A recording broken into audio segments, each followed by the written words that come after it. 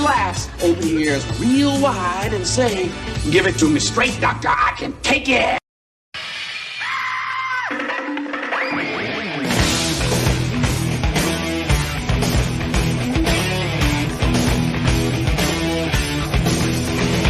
Kick the chocks out from under the wheels. Flaps up. No offense, Margaret. Contact. We're off. Rum, rum. Doctor, doctor, give me the news. I got a bad case of loving you. Oh, what heights will hit? On with the show, this is it. On with the show, this is it. Good morning. If you're watching this later, good afternoon, good morning, good evening, good night, whatever it may be where you are. And send the link out to a few places. Let me see. Places. Go here.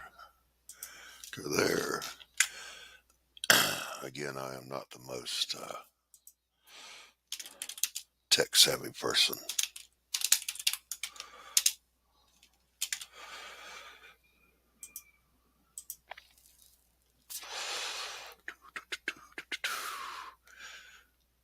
And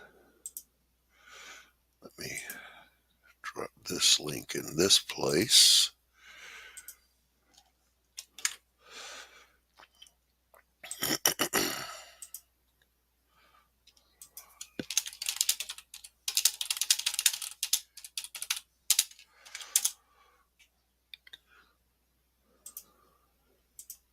So, there we go. The fresh pot of coffee is brewing as we speak. The first pot is already in the bag, if I'm the bag. And I'm going to play my commercial for my upcoming project.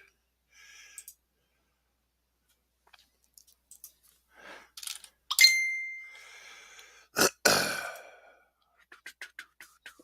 me do that very thing. Here we go.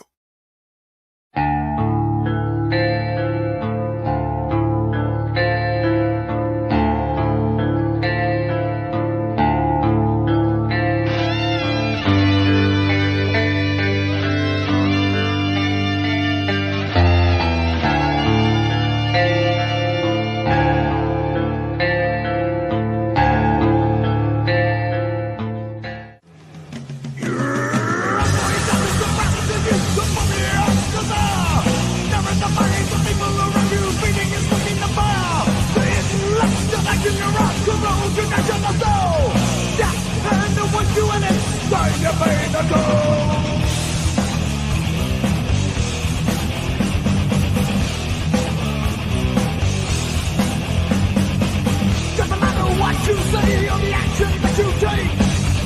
This is done without your will for the problems that you made. You're the night of the just out of paranoid legions all around you. Just the things you cannot change in the darkness that's inside you.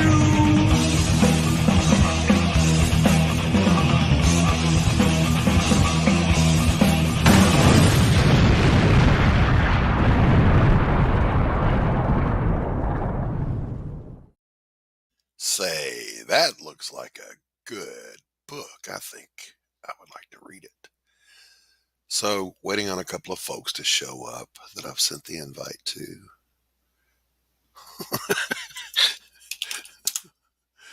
One of them said, hell no, I'm in bed. But it's morning. It's morning coffee.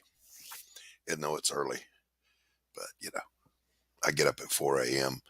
and I had some things on my mind this morning that I wanted to just kind of put out there, whether anyone watches this live or watches it later, which I'll get to here shortly. I'm literally going through withdrawal at the moment while I'm waiting on the next pot of coffee to brew. So,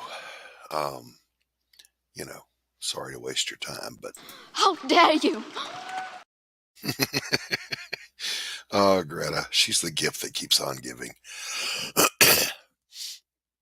So, I got into a conversation yesterday with someone about climate change and this, that, and the other.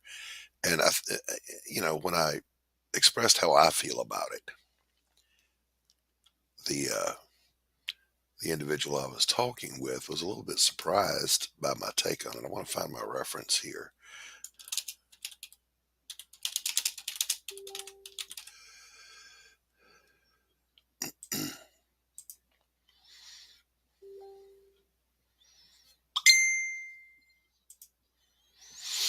Um,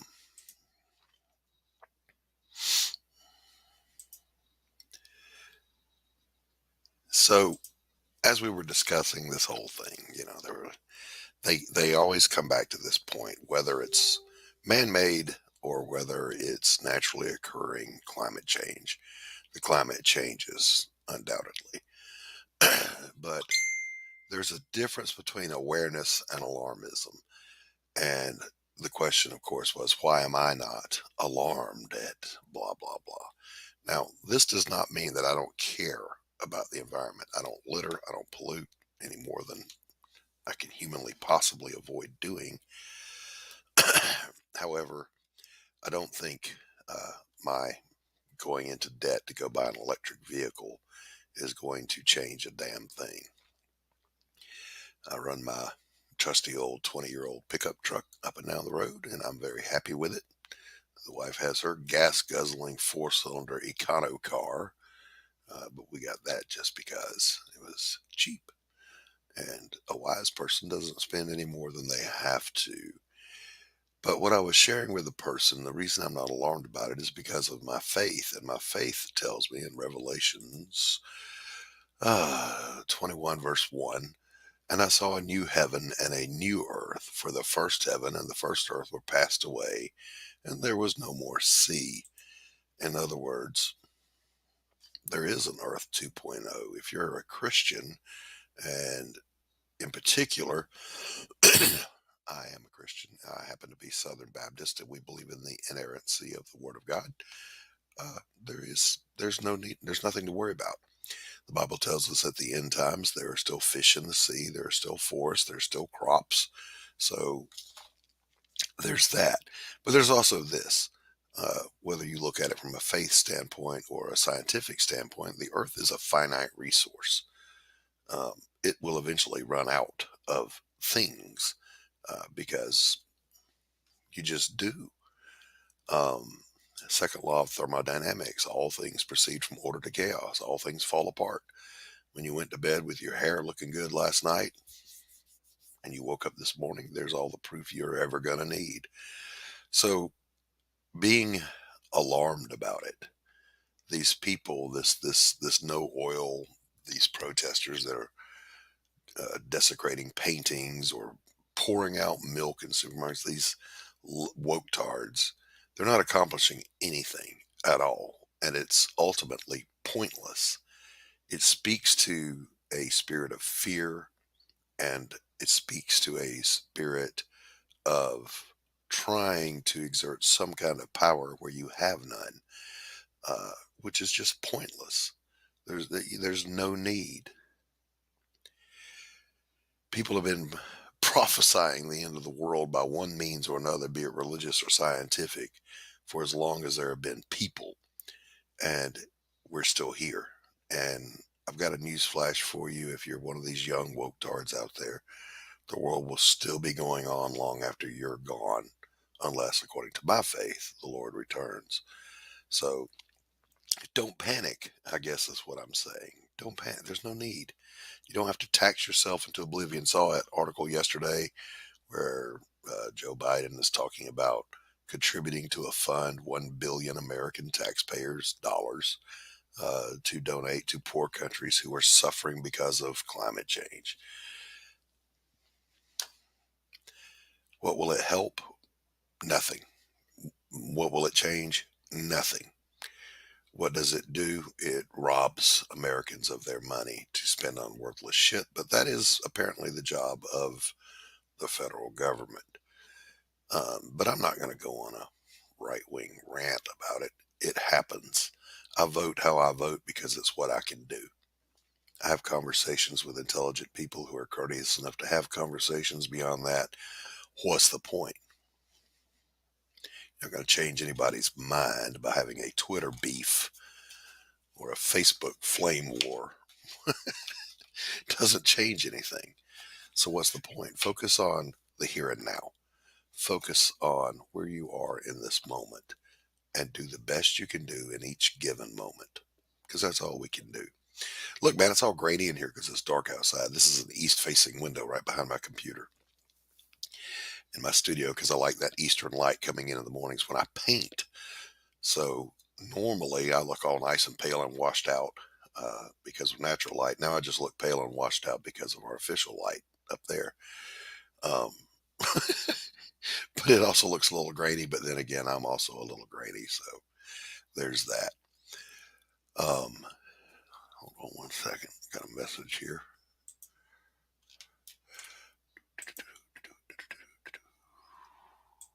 Wait, what?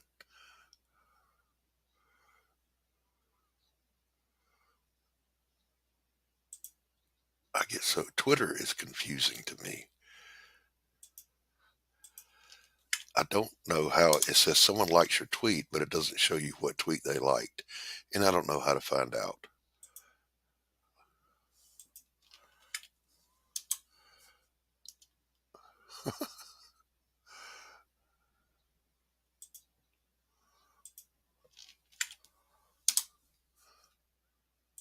There we go.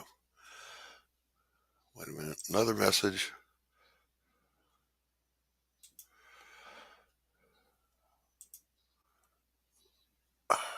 I get so, at least Facebook, I can kind of understand how it works. Maybe that's just because I've used it more.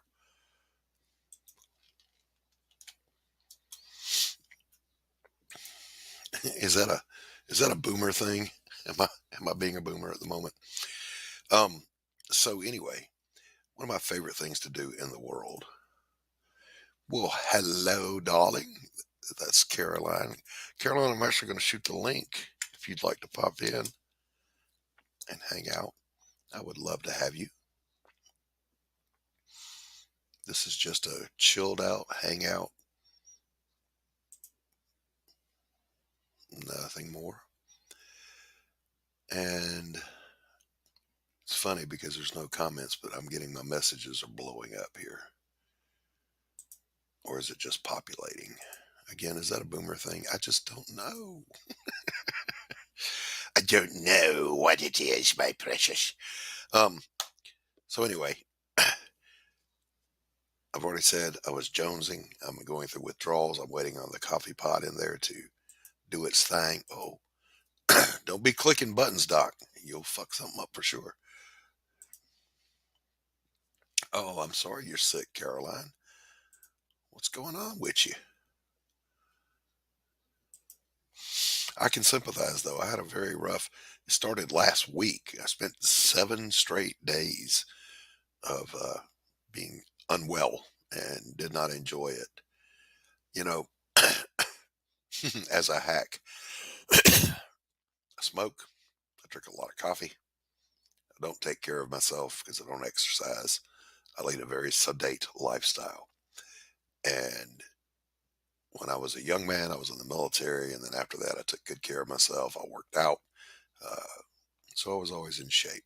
But then a certain apathy kicked in. Uh, as a counselor, you're sitting on your ass all day long talking to people. And I got to where I enjoyed that very much. But I say all that to say this. There's nothing surprising to me about the state I find myself in. So I don't complain about it very much. I did this. I wrote this check. Now I've got to cash it. And people will say, well, no, you should go back to the gym and get back in shape. Yes, I should. I absolutely should. But before I do, got to get a hernia fixed and got to go have a cardiac stress test done to make sure the old ticker's going to keep working. Because otherwise, go work out, have heart attack, die, or sit on ass eating ho-hos and drinking coffee and live a little longer. I got to at least finish this book, guys.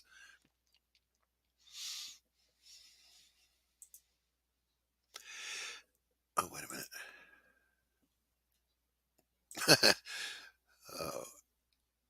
I would share this stuff, but I can't do that.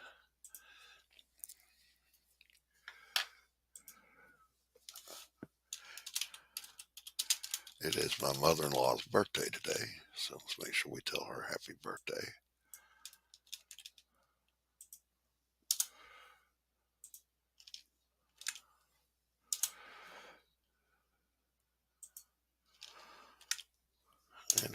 artist friend of mine in the fine art community. His birthday is today, but he passed away last week.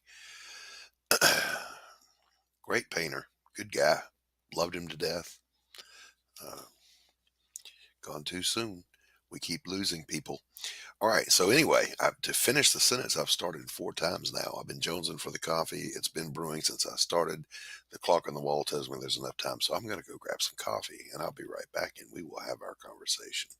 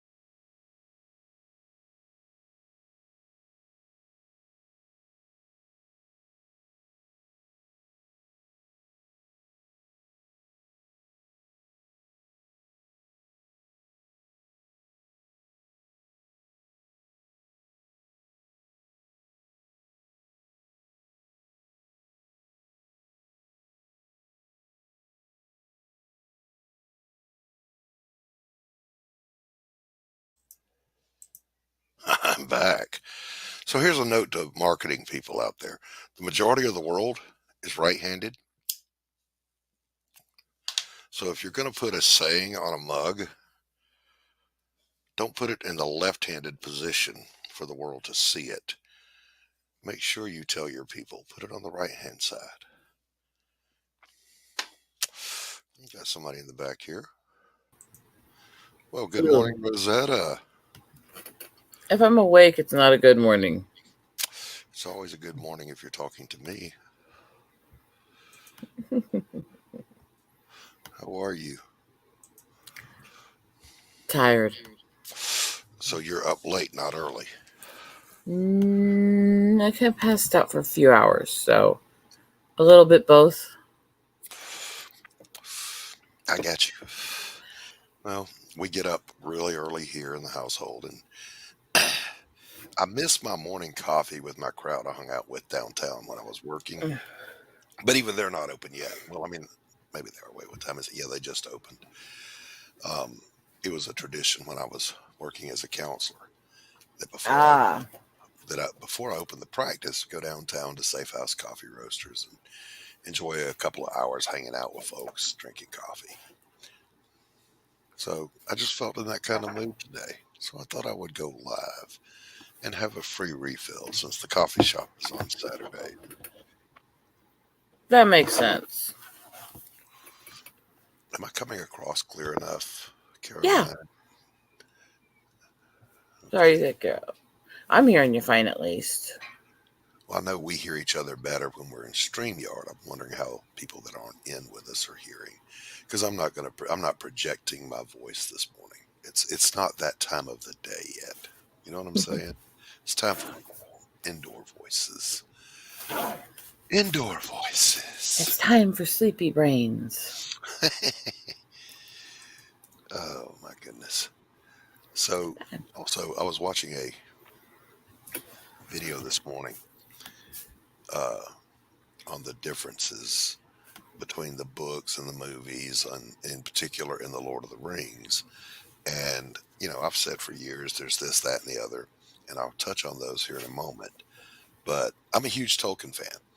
I have read the Lord of the Rings at least once a year, every year since I was 10 years old.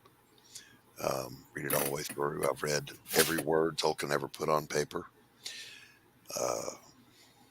with an emphasis, of course, on the Lord of the Rings, not necessarily so much on the letters. I love the adventures of Tom Bombadil, blah, blah, blah, blah, blah. Anyway, Yeah. I did discover, Rosetta, Mm-hmm. that my overwatching the movies and Caroline says hello to you. Yep. O- Morning, sweetie. overwatching the movies absolutely corrupted a little bit of my memory. So I was like, I don't remember that. But then when the video host pointed shit out, I did remember it. But here are the observations that are the biggest differences that matter. Um, One is that when Tolkien was writing, every time a character had a moral crossroads, it was all about their personal decision. And yet, three of the big ones that stand out that not Peter Jackson got wrong was in the case of Treebeard, Saruman, and Faramir. Okay. Each of them Mhm. had a choice to make. And we'll start with Treebeard. In the books, they are convinced by their own moral compass that it's the right thing to do to go and defeat Saruman. In the movies, they're tricked by the hobbits, Merry and Pippin, to go and do the right thing. Mhm. Saruman is seen as possessing Theoden in the movies, and that never happens in the books. He chose to believe the lies of Wormtongue, and all Gandalf did was share the truth with him, and that healed him. So he made a Yeah. Well, choice to they, listen to they the truth. I think it was supposed to be they were trying to over exaggerate because they said he was basically delusional and stuff in the book, was how they described it. I think they were trying to make that illicit to people visually, and it kind of went more looking like a possession than rather just cultish insanity. It was literally portrayed as a possession. I cast you out, and you see Saruman fly back from Theoden, Mm-hmm. which is bullshit because that means Theoden had no control, no choice. And then finally, we go to Faramir. Faramir was meant to be depicted as the polar opposite of his brother Boromir. Boromir fell to the lure of the ring. Faramir said, "Not if I found this thing laying by the side of the road would I pick it up." But in the Yep. movies, they have Faramir fail the test at first, and then later he redeems himself and lets Frodo go. Now, I get that you want to have some kind of, I don't know, theatrical suspense there, but I think the book did it well enough. But those are three huge examples of making a moral choice, and that's free will is a very big thing in Tolkien's faith, and it was throughout the books. Mm-hmm. Galadriel was given a choice, and Peter Jackson does get that right. She was given Oh a yeah, choice. he did her choice, and the fact that she was supposed to be envisioning herself as the Dark Queen and stuff really Mhm, well. Actually, I think that's mhm. one of the ones he got well. He got that one right. Frodo, he got it right. Frodo resisted until the That very end. Yeah, that strong will all the way through, but at the end he just couldn't quite do it without without honestly. without Gollum. Hmm.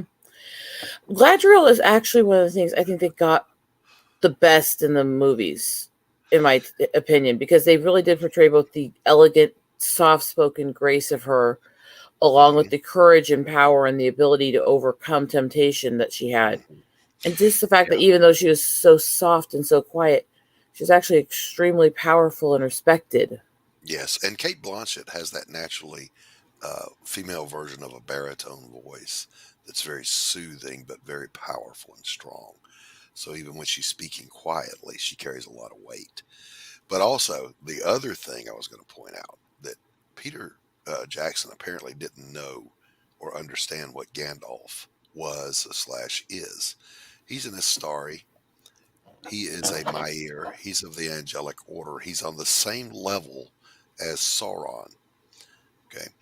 Um, and yet he has a couple of failings here. One, in the Hobbit movies, when they face Sauron and Dol Guldur, or the Necromancer and Dol Guldur, um, friggin' Galadriel, who is just an elf, has to save him.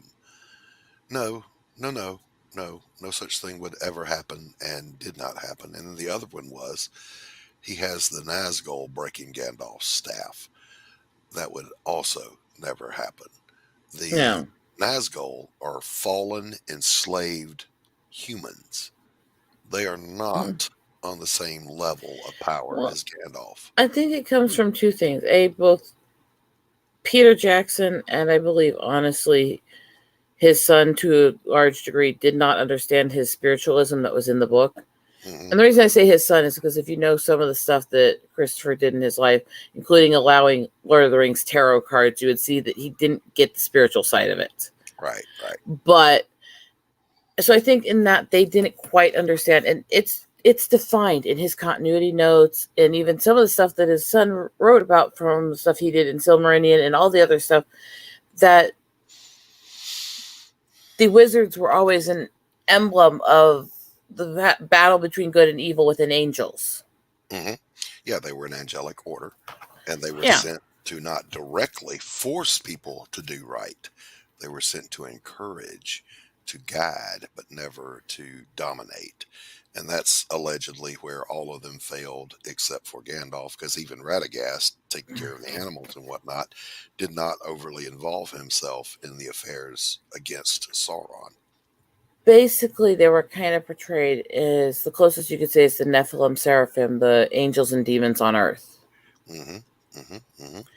And the part people forget is that everything in his books, whether it's Good morning, overt Eric. to the public or not, were all euphemisms for his faith. They were all ways of trying to share the morals and the compasses of his faith with the public to start leading them to it.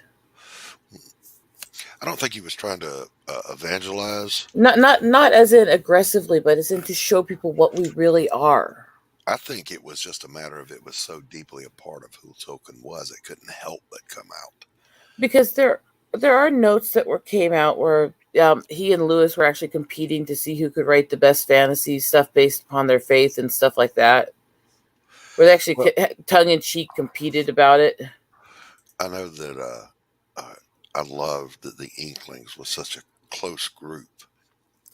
Which Before is why there was a CG and all of us gathering on YouTube, there was a club that met in a pub to compare works of fiction that they were all writing. I love that. Yeah. I was just thinking it was one of the reasons why, even though I kind of understand because fitting it into the story in the movies would have been weird in some ways, Bombadil, though, was a very critical character because he was a part of how he was told a lot of the spiritualism in the story. Bombadil, and I get And I always have trouble saying it right because my tongue rolls too much on the end of it, and I know that. So Bombadil was a very cool character, but ultimately every single adaptation has always left him out because he seems superfluous to the story. I get that. The book could indulge in it, but Bombadil was, I think, two different things to Tolkien. One was he was the first real character he created, and he used to share those stories about him with his sons. He was basically created for his children. There was a little doll that was Tom Bombadil, and so he wrote stories about him, and he just really wanted to put him in the book, and he could. It's his world; he can do whatever he wanted to. But he was also, I think, the embodiment of creation itself, which is above the machinations of Sauron or Morgoth or whatever. But there's lots of theories about what Bombadil was. But it's one of those things where I don't care what side of political stuff people fall on. There's an interesting artifact that was actually reported on being purchased and put into the museum that Glenn Beck actually did years ago. Because he actually purchased from the family the Bible that Tolkien used while he was writing his stuff with all the notes on where he was drawing different inspirations and characters from in it. Wow. And he actually has that in his museum down in Texas. That's awesome. Yeah, there was. I would love to see that, wouldn't you? Oh, certainly. I would love to hold in my hand anything Tolkien wrote. Just scan the pages and re-release a copy of it to the public so we can see where he took inspiration more.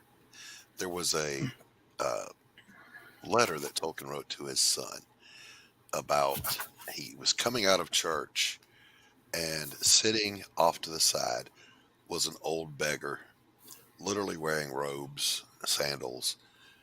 He had a staff, he had a beard, and piercing blue eyes, and the guy was just deeply concentrating, looking at the sky. Tolkien went over and gave him some alms, a little money, in his cup. He did have a cup for begging, but he wasn't begging. And he went back to the priest and he said, I think this guy looks more like Saint Joseph than the statue you have inside the church. Good morning, Cat. What is Cat's name? Ornery. Ornery. Good morning, Ornery. Yeah, he said this guy apparently to him looked more like Saint Joseph in his mind than did. But this is the first time you see that noble vagabond image come up. This was written before he started writing The Lord of the Rings. So maybe this was some of what Gandalf was, the beggarly looking man in gray rags. I mean, I was, I think, 7 when I read all the Hobbit, Lord of the Rings stuff for the first time. And They had to have been around then. I threw the link in the chat. Let me pin it. If you want to jump in, just hanging out. That's all we're doing. I know the mic's in the way of your snap trading, isn't it? Usually, if I snap my fingers, she rubs on my face, but the mic's blocking her. My 60-pound puppy decided to do that same thing to me this morning. Ooh. Yeah, that's not good. That's not as pleasant. No, I got up at 4 and I went and put the coffee on. I love you, Henry. I'm giving you a like as a token of my appreciation for this topic. And Eric, you're certainly welcome to pop in. The link is pinned. I was always a Tolkienian nerd. I love this stuff so much. So I did too. And as a young reader, it was the action of it all. As a more mature reader, it was the beauty of it. As an even more mature reader and as a writer, it was the elegance of the prose, the careful construction of the story. The Lord of the Rings will not let you down on any front. I think it's well worth the read. If I was to do the same kind of comparison to the stages of why I like it, when I first read it, it was part of the escapism time when I was really dealing with the seizures and all the stuff, and I really just wanted to forget reality and being able to pretend and fantasize and be able to draw moral comparisons to these characters because I could feel some of the spiritual and stuff then, because I've always been into studying mythology, history, cultures, religion, and stuff, even when I was very little. I could feel that then. It got really spiritual for me as I hit teen years until basically I lost my faith for a while really badly. And then it was still an adventure. It still tied me to the good things in my childhood. And then as I got past all that and really cemented what I believe as I really got into studying every myth and every religion I could find, to me it was the center point that brought the different viewpoints of different regions together in a beautiful way. Yeah, and even for a person who doesn't share or have a spiritual mindset at all, it's still ultimately a work of good versus evil. Yes, that's a baby girl. She is so freaking crazy. Yes, you are. Yes, you are. Okay. In the morning, my son will text me and message me. That's the word I'm looking for here. Always, a good morning and whatever. So this morning's is, good morning. I can't believe you're streaming. So I said, well, come and jump on. He's never jumped on with me. And he's like, no, never.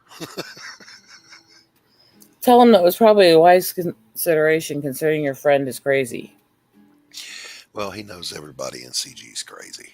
So, but I resemble that remark. No, he's accurate. We are all crazy. Undoubtedly.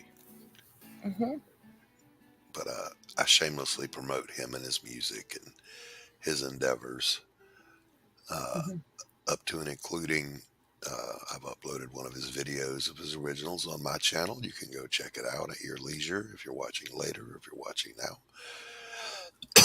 Wow, that was Ornery, no love biting. Um, Rosetta, hold down the fort for a second while I go refill my coffee. Oh, I figured you'd say that. Okay, so I'm here dealing with a crazy cat who thinks the world's supposed to revolve around her. The more I talk to you guys, the more angry she's getting because I'm supposed to do nothing but pet her. And the wall behind me is diamond art and canvas paintings and stuff, so that's why it kind of looks cluttered and discombobulated. That's technically my bay window, but I've kind of had to rearrange things while I'm fixing up my house. Yes, I know I'm not talking directly to you. This kitty is very much a little attention hoe. She thinks the world's supposed to revolve around her, and when it doesn't, there's something wrong with you and you need to be corrected. Yeah, I know. She's a very demanding little thing, but she's a good girl. She looks over me when I'm sick and takes care of me, so.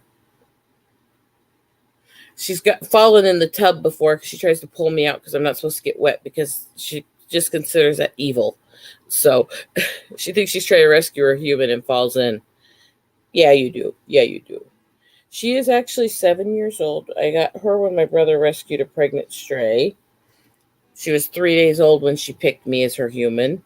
And then I ended up with my other kitty when I rescued her 3 years ago when she was thrown from a moving vehicle on the highway. So my babies are rescues. See the steam. See the steam. That's evaporating goodness. That's what that is. All right. Ornery, you need to calm down now, baby. So here's my morning rant about society in general today. Let me find this image.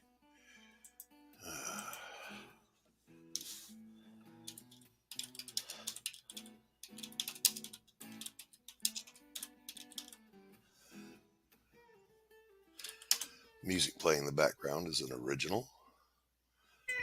That's nice. That a friend of mine did for me for my fine art channel. All right, here we go. Oh, nope, not that one. Let's try this one. Not that one.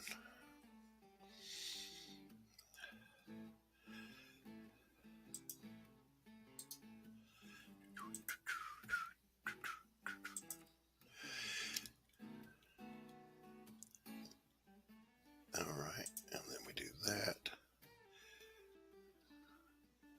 And then after I save things, I have to go looking for them. It's like, where did it go?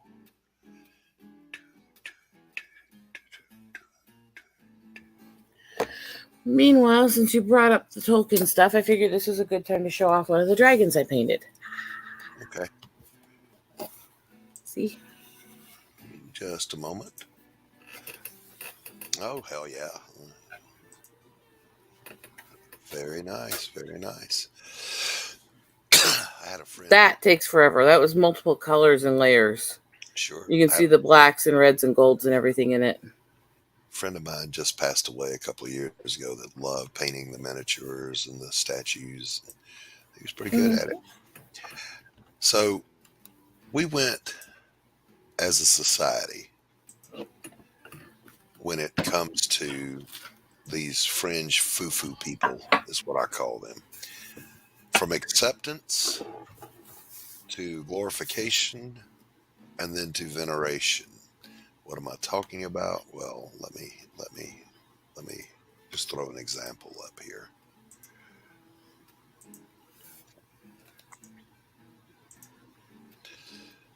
Okay.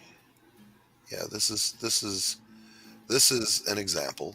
This is a little fella that works for Biden's administration in nuclear waste disposal, I think.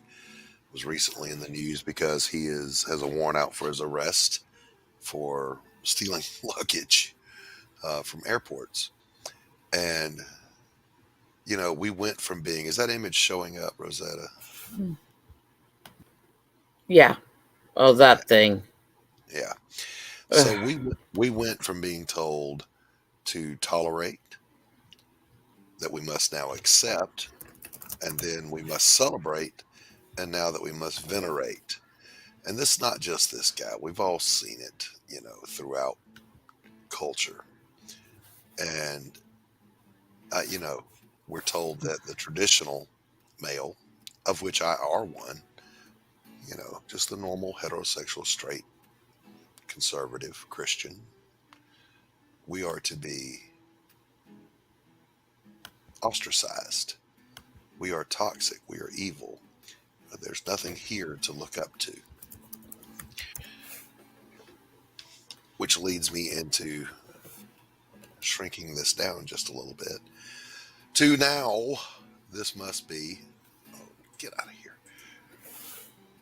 It does boggle the mind. Yeah.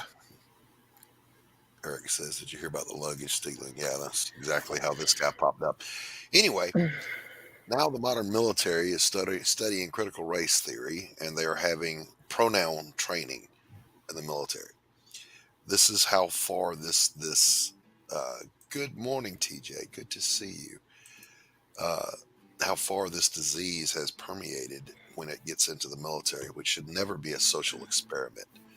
The military's job is in the service of our freedoms to break things and kill people. That's it. That's all the military does. We break things, we kill people. Fact. And, they don't like to even say that now, the modern military. I remember when Colin Powell was talking about the Iraqi army before Desert Storm, they said, what's your plan? He goes, we're going to find it, we're going to encircle it, we're going to kill it. And people had a meltdown, like it was a surprise that the military was going to kill the enemy. Yes, the emergency pronoun training in the Navy. You always wonder what they thought you were going to do. Go over and hug the enemy? And as this progresses, this disease in our society, it makes us vulnerable. Now, I'll tell you this, just with a little bit of insider knowledge that every veteran has, there's not yet, no matter how big the Chinese army is, there's not yet an existential threat to us. If we concentrate our efforts, we could defeat Russia, we could defeat China, and it wouldn't really be as close as some people think it is until you enter the nuclear equation, and that changes the calculus of everything. However, there's not a damn thing that makes the military more effective, stronger, more capable of executing its missions by becoming a social experiment. There are now, and there were 2 pictures posted this week of people who identify as furries, who are officers in the army, who took pictures in their furry getup with their uniform on. Had you done that when I was serving your For fuck's sakes, we need to go back to don't ask, don't tell. That goes for hetero, whatever else, whatever the fuck you're into. It doesn't belong in the military. You're not supposed to bring your personal issues to the war zone. It has nothing to do with the efficiency of the military. And in fact, it is a detriment to the morale of everyone who served. I mean, I'm one of those. I don't give a shit what people do as long as they're consenting adults, but don't bring it to your workplace and don't expect other people to embrace it. There's a difference between the two. Celebrate it. I don't expect anyone to throw me a parade and celebrate because I'm straight. I think it's a weird fine line, because there is. You should be happy with what you are. You should be happy with what you do. Blah blah, and we shouldn't be shaming consenting adults or victim shaming or shit like that. There's a definite issue with that in the culture right now, as a subculture. But we shouldn't be embracing everything and saying, just be proud of it. Just talk about it everywhere. No. I have those conversations on adult platforms and with adults. They don't belong every place. They don't belong where kids see it easy. They don't belong in every conversation. They don't belong everywhere you go. No, they don't. And it's a time and a place. Again, I'm not saying, that you are toxic and poisonous if you don't allow me to have straight sex in public, because that's what some on the other end of the foo-foo spectrum want to do. They want to wear their strap-ons in public and simulate their kink in public in front of kids. It's not the place for it. Yeah, the whole trying to sanitize for families the idea of drag shows, which are literally burlesque. Drag and cross-dressing are not the same. Cross-dressing is the people who tend to be more in the sliding scale of hetero to gay and just find themselves more like women and stuff generally and do that stuff. Drag shows are the burlesque of it. It's based in Rex, come sexual on in. dance. Love to have you, Rex. Come And on. it doesn't ever belong. Drag costumes and behavior never belong around children. If you search YouTube right now, you will find hundreds of examples of the foo-foo side of the spectrum trying to indoctrinate children as young as kindergarten with this garbage. It has no place. It is wrong. It is not your place as a teacher to do this. No matter how strongly you feel about something, it's not your place. Those You kids knew that's what they wanted when they were fighting the law in Florida so much, because the law had nothing to do with what sexuality you are. right. It just wasn't said flat out, okay. nobody talk about this shit with children. Exactly. And TJ, you are exactly right. The worst thing you can be called in the military is a stinking individual. They would say, "Oh, you're just a stinking individual this morning, aren't you?" That was horrific. Someone called you an individual. That you stopped and put yourself in check. What am I doing wrong here? How am I not functioning as part of the team? Hey, Max, the link is pinned. You get your ass in here and hang out, buddy. Doing up at 5 a.m. It's not 5 a.m. your time, is it? Yeah, it is. Yeah, 5:30 here. Yeah. Yeah, it's 6:30 here on the lovely Eastern Seaboard. There are many, many days and nights I don't sleep much. When I hit that stage, I go trolling for people online that I can hang out with. And Doc was the lucky one today. Hey, Max. And hello, Max. What's up? Good morning, brother. How are you? Oh, just waking up. How are you? Same. I shared with the chat earlier. I was just a little nostalgic this morning because back in the day when I was counseling, my practice didn't open till 9, but we get up at 4. So I'd head downtown to the coffee shop and meet some friends. We'd have morning coffee. And when the weather was nice, we'd sit outside, smoke cigars, and drink coffee and have good conversation. So I just felt like doing that this morning. All right. Sounds good. I just jumped on and saw that you were live, and I was like, is that a replay? Because Pops has been doing that a lot. Yeah. But no, I didn't send this one out on the madness. This is just on my channel because, I don't. Far be it from me to get someone in trouble for my viewpoint. So I make sure I stay on my channel when I'm my viewpoints. Of course. What do you think, Max? You think emergency pronoun training is helpful to the lethality of the American military? Since you were a tanker. I wasn't a tanker, but. Oh, that's right. That's right. I'm sorry. I don't think pronoun training is going to help anything. Yeah. Well, the missiles fly straighter. I mean, when do you use pronouns in the military? Exactly. It's always troop or soldier or service member, or Marine, double dog, or dickhead. Yep. Come here, dickhead. You. Yeah. Hey, you. Yeah.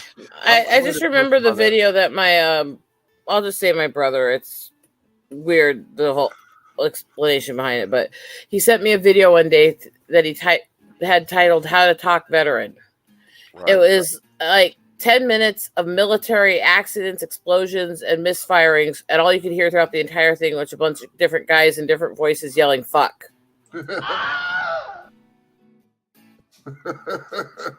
Oh, Wilhelm scream. Yep.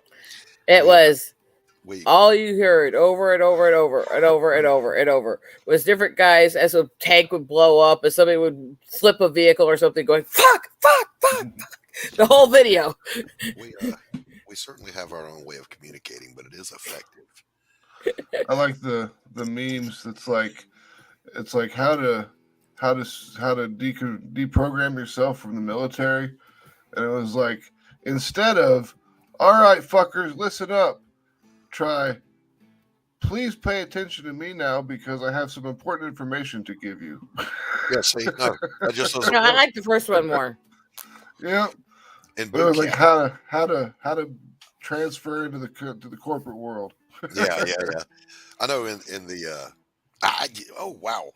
Okay, you just hit me with a memory. When I first got out, one of the first jobs I got was working in a pharmacy at a hospital. Now, working in a pharmacy in a hospital is a little bit different from going to your local pharmacy. This is where you dispense the meds for the inpatients. The nurses come and get it, and blah blah blah. And I figured, this would be a good way for me to kind of ease into civilian medicine from military medicine because drugs are drugs. Yeah. Yeah, about the 5th day in, I was hired as a shift supervisor, by the way. I went off on my crew because they were doing some shit wrong. And I went off on them. And I may have been a little too military there, Max. All right, listen up, fuckstitos. And kind of laid down the law on them. And then later I was told, there's a right way and a wrong way to talk to people. I'm like, there is. There's one way to talk to people, and that's the right way. Yes, clearly and effectively communicate that you're fucking up. Do better. But Take yeah, your dick beaters and count them pills. It would be nice if I even had the military to blame for my mouth. I don't. But yet, I went through, and when I was in college, I was doing volleyball, wrestling, and all that stuff. And the coach we had was this ex-Marine who decided that because even for the athletics, we had to do a technical final where we'd be quizzed on what we did for that year and stuff in order to get the college credits for it. He decided my final was to be coach for a day for the volleyball team because, as he put it, you're more of a drill sergeant than a player. Yep. And that's how I got my broken nose, and I'll leave it at that. I had nurses in the military are commissioned officers, and we were having sick call, Max, one morning. Yep. And this was on Parris Island. So you know how useless and idiotic recruits are. They're like cattle. They don't know when you shave their head, they become instant idiots. Yeah. And so one of the things you have to do is constantly corral them. Get up against the wall now. This is an emergency medical clinic. So, an alarm could go off. People come pell-mell down that hallway. You can't be in the way. You'll get run over, blah, blah, blah. You don't have time to explain all that. You just say, get the fuck out of the way now. Yep. Well, this nurse, Lieutenant Graham, I'll never forget her. She was a good nurse. She was actually a pretty good officer. But she jumped my shit in front of every recruit in sick call. You are not a drill instructor. Do not talk to these privates that way. And I said, with all due respect, ma'am, blow it out your ass. And I immediately, though, I doubled back, Max, around the corner, and I went in her office. And I threw myself on her mercy. And I said, ma'am, with all due respect, I did what I did because you castigated me in front of the recruits. You can never do that. Yeah, you can't be talking. They are being trained to instantly obey orders. And we are the first look a Marine gets at the Navy. And we have to be just as hard, just as firm, just as commanding as the Marines are to build that rapport. And she went, okay, I was writing you up, but I'm not going to because I was wrong, but you were wrong too. I said, yes, ma'am. And I got the fuck out of there with my stripe still on my shoulder. I certainly was. Bye-bye. Bye-bye now. I wanted to. Chick and all, I wanted to do military stuff, but I can't with my Caesar history, Right. Because all it takes is one stupid bad issue and you're back in it, One of the things we learned, Rosetta, at Parris Island, when recruits check in, get off the bus, there's always a corpsman there because without fail, some recruits have lied about their histories medically, seizures, whatever it may be, because they really want to be in. But they come off their meds knowing that they're not going to be able to take them when they get to boot camp because that's going to out them. So without fail, 2 or 3 of them are going to fall out and have seizures and whatever. And having said that, though, the funniest thing you will ever see in your life, and there are no accurate recordings of it, no matter how much you search, watch Marine recruits on Parris Island getting off that bus at 2 o'clock in the morning is the funniest shit you will ever see in your life. Ever. Get off my bus, scumbag. No. You can't even understand the drill instructors. They're deliberately being hard to understand so that they pay attention more. They stretch them out instantly. It is a wonderful and beautiful sight to behold. And keep in mind that those same drill instructors that are doing that went through that themselves. So it's Yep. not like it's hypocritical, I mean, they don't do it anymore apparently, but they used to have the shark attack Oh, when you hell first yeah. got there, and they had like all the drill instructors from all the entire battery or command or Unit, whatever. whatever unit it was called, and they'd all be there. That way, it was like no matter where you looked, you saw that round brown. Yeah. Now, And they there didn't was call always it a shark drill attack sergeant. when I was in. We called it a hurricane. It was a hurricane. Mm. All the hats. Yep. I have I seen remember. recruits fall out, have seizures, pass out, piss themselves. I just stood there and I had my hat, my cover on, and one of these drill instructors walks up and he just tilts my hat and fixes it. And he's like, "There, now you can say Drill Sergeant Poe fixed your hat."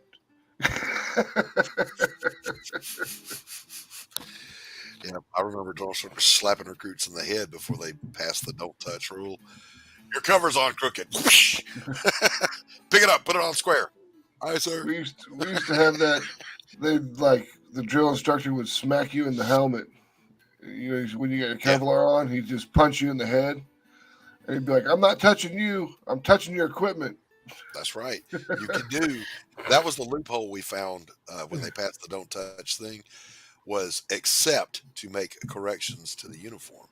So you could grab them by the helmet and wrestle them to the ground. It's on crooked. Hey, Carol. Good morning.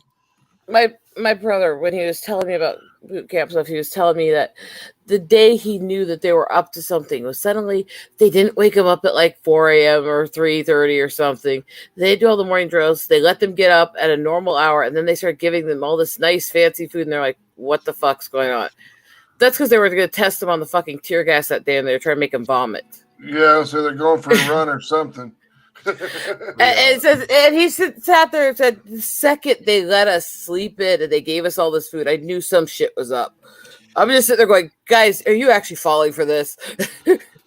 Aboard ship, and I was never a shipboard sailor. I was in the FMF, so I was always out in the field with the Marines. But aboard ship, if they ever serve you lobster and steak, prepare yourself. Something bad is about to happen. Yeah. And It's so surf buddy and turf day. yeah, buddy of mine posted a picture of that plate, with the lobster on it and the steak. And it's all it says at the bottom, and only veterans would get this. This is why I have trust issues. He said it was really funny because he'd had issues with similar gases and stuff when he was farming and stuff, and was kind of immune to them early in life. They didn't react to him much. So he knew what was going to happen. So he walked up to the guy that was doing the stupid gassing and laughed at him and got him to crank it up and make everyone else sicker. The gas chamber that I went through in boot camp was no big deal to me. You're going to run. By the way, it is a cure for the common cold. Oh yeah, it will absolutely clean you out. Clears you right out because when we were in there, they had the hot plate. Yep. And they were putting the CS tablets on the hot plate. And that shit was no joke. That whole room was foggy. Yeah. And I remember taking my mask off you had to say your name, rank, and serial number. Yep. And I got Private Darren Michael. I couldn't breathe in. I could breathe out, but I couldn't breathe in. We had to do similar. It was take the mask off, hold it above your head. And I don't know if you guys have the same general orders we do in the Navy, but the 6th general order is the long one. Yep. Hear, receive, obey, and pass on to the sentry who leaves me all the orders for the commanding officer. Blah, blah, blah, blah. You had to say all of that. Well, I guess they thought you couldn't get all that out in one breath, but I could. And then I just, at the end of it, I held my breath and I calmly walked out, with my file. And no big deal, right? Years go by. You have to go through it again at Camp Lejeune when you're going through FMS training. And then you have to, when you work on Parris Island, you have to be qualified every quarter. So you get used to it. Hey, Pops, good morning. So, Hey, Pops. What are you guys doing at 6 o'clock on a Monday morning? Goddamn. so it's Tuesday, by the way. So anyway, I was manning the range safety officer position, which meant sitting in my ambulance under a shade tree outside of the gas chamber on Paris Island while the recruits are going through, and I nodded off. Never, ever do that shit. Yeah. So the next thing I know, this drone instructor's pounding on the hood of my ambulance, and he goes, "Coming up, man down in the chamber." I was like, shit. So I clear into on my mask. I run inside. I take a breath, and I immediately start coughing my brains out because they have taken the filters out of my gas mask to teach me not to sleep. Good time. You didn't think it was We funny had a- then, did you? No We had fun. we had a You didn't triple think it was canopy funny guy. then.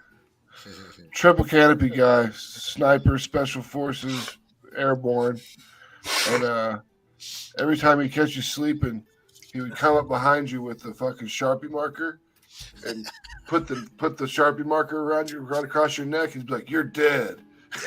Yep. So, I don't have military. I have shop experience with these kinds of horrible pranks on each other. And that could be enough on its own.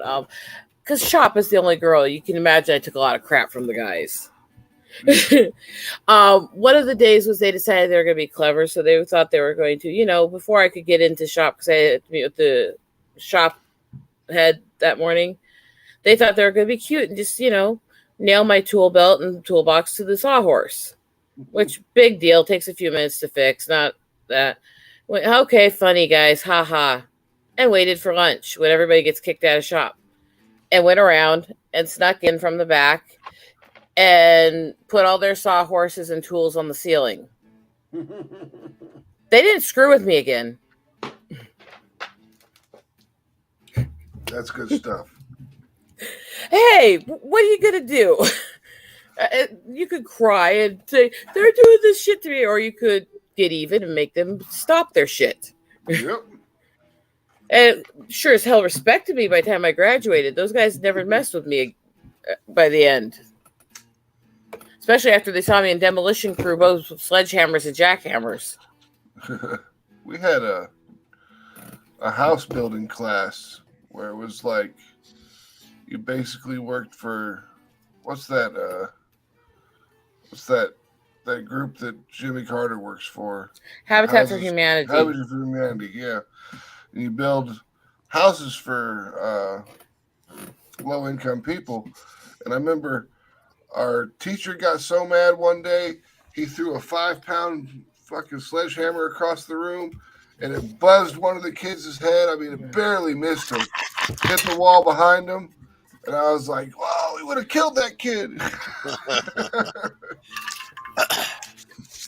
You know what you call hammers in the shop, though, right? Persuaders. Mm-hmm. I need a 5-pound persuader. It's kind of like I think whenever Pops you is had to go- downstairs to get his coffee. you had to go beat some ass on some private. You had to be the wall-to-wall counseling. Mm-hmm. Yeah, Or we called it sandpit counseling. Let's go out back to the sandpit. I know I can't do this shit anymore, but I miss Demolition Crew. I miss carpentry. I miss building and tearing down shit, I know. It was fun as fuck. You know how some people are just gifted at certain things. I'm an artist. I'm gifted in that way. I found I'm a writer. building artistic. I really did. Well, I was just going to say, I do Mm-hmm. not possess the skills to turn wrenches or drive nails. I don't have it. I can't even assemble IKEA. Okay, I'm just saying. I'm Yeah, not. my I'm not my that guy. IKEA book or drawer dresser. It's all fucked up. The drawers are sticking out, and they don't line up. Yeah, our first day on Demolition Crew, I went in and because we had the long-handled sledges there, so you could break things above you, all that kind of shit, right? So I just walked in with, we get to destroy things? Cool. I grabbed one at each hand, swung them onto my shoulders, walked over and started just smashing the shit out of walls with both at the same time. And the guys were looking at me like, Yeah, now I can tear some shit up. They train you well for that in the military. Oh, Breaking shit. the greatest one was being given the jackhammer and told to destroy the porcelain bathroom Yeah, Nice. with like 10 with 10 toilets, a whole bunch of shower stalls, all this. You were talking dormitory bathroom, and they'd give you a jackhammer and go destroy. one of our dinky ass battalion aid stations had a shitter in it that the commanding officer wanted a wall put around it, a cubicle, something. Told us to build it. Well, none of us there possessed those skills, so we did put up a wall, but there wasn't a nail anywhere. It was several rolls of duct tape. And we tested it by throwing an Alice pack at it and said, if it resists an Alice pack being flung at it, it's good enough. So, there it was. The redneck in me and the girl who rebuilt the back bumper on my PT when somebody hit it approves of the fact that you did duct tape, because I actually rebuilt the fucking light chassis on my car with waterproof duct tape before. Best friend. There's that whole, Zen guide where does it move as it's supposed to? Yep. Yes, no. Do you need to WD-48 or do you need to duct tape it? Get that shit right. There's a channel that I watch religiously. And I'm weird this way. I'm going to watch YouTube channels of shit that has nothing to do with my life, as long as people are nice and they're good at what they do and they're passionate about it. Yeah. Right? So there's one called Fab Rats, and I strongly encourage people to go watch and subscribe. Super nice guy who just does these crazy builds in his garage. He's out in Utah, so he builds a lot of rock crawlers and stuff like that. Well, this guy will go, this rear end shot on this car, we're just going to blah, blah, blah. It'll take a couple minutes. He's doing the most intricate shit that mechanics for years have told me, that's very complicated. It'll take months and, tons of money. And he does it in like a few minutes. Yeah. And I'm like, good God, I wish I had those skills, but I don't. Yeah, well, back in the day, you could do that with an old Chevy. You can't do that shit now with a car. You don't even know where the plastic pieces go. By the way, there should be no plastic under the hood. No. But having said that, watching these guys that are just really good at what they do, is something I enjoy watching. I don't have a clue what they're doing. I don't understand the terms they're using, but I enjoy watching it. So if you're a YouTuber out there, by the way, that's some good feedback for you. Be nice and be good. Be nice. There was a channel called Zombie Go Boom, and it was basically just like they had they put like these skeleton heads inside a ballistic gel, and then they would attack it with like all these different types of weapons that they had that's seen on horror and zombie movies and stuff like that. Yeah. To see how much damage it would actually do to the skull. See if it would impact the zombie's brain, cause damage and stuff like that. It was a really cool show. This is where I need you guys to, admit how innocent and girly I can look and pretend that you're, shocked that I did wrestling and carpentry and shit. No, none of that shocks me. Thanks. You're so helpful. No, I mean, my sisters are both tomboys. They can do oil changes, change an alternator out on the side of the road and all that. I can't do that shit. That's just not me. I do the repairs at this house. My husband's an engineer. He don't know shit about building things with his hands. He just knows about programming things and destroying things. Well, I mean, my ex-father-in-law, he wanted to be all snarky with me. And this is when I was actually on active duty. And he said, I don't know what to think about a man that can't change an alternator, blah, blah, blah, blah. I said, I don't know what to think about a man that can't resect the tendon when he's being shot at. So shut the fuck up. Oh, yeah. Yes, you are. Yes, you are, TJ. And you are a creator and you make lovely creations. Go check out that channel. Post your link if you want to. Wow. Let me give you I'm sweet and innocent. There you go. There's your wrench. And Q. There's your wrench. I got to be careful because I have clicked on hide this person, Max. And I never want to do that to anybody. Okay, there we go. Wrenches for everybody. Yeah, wrenches for So all. what you said is you fuck up sometimes. Oh, frequently. Hey, Magic Order, my friend. Good to see you. Fuck Pops. You say hey to Doc first. Hey, I got some news though, guys. Oh? So, a magic moment for any comic book creator, if they're both artist and writer, is when when the words actually go onto the page. And yes, I know, Manny. I'm sorry. I apologize. I threw you under the bus for no reason. The link is pinned at the top. You're welcome to come in. So, anyway, I was with my publisher, and we put words onto page, and it was thrilling. We did a whole scene, and it was just awesome, man. When you see your words go onto your art, because I don't have Clip Studio, my Yeah. computer won't even run it. So my publisher's being good enough, Max, to follow my direction with the script and put the balloons where I want them, and you know. Well, that's nice of him. Yeah, Paying yeah, for the yeah. lettering? No. But I did tell him. He says, "I'll forgive you, old age, and I'll shut up." What? You are old. I am, and I'm proud of it. But I did tell him, Max, that you're not charging me enough for the publishing fee, so you can give me a bigger cut. Rosetta doesn't like you, so I'll spare her. Well, Manny, you're welcome in here. We don't do beef on my channel. Come on in. Anyway, I have nothing personal on you. I just like Vic. I just to stayed out of it.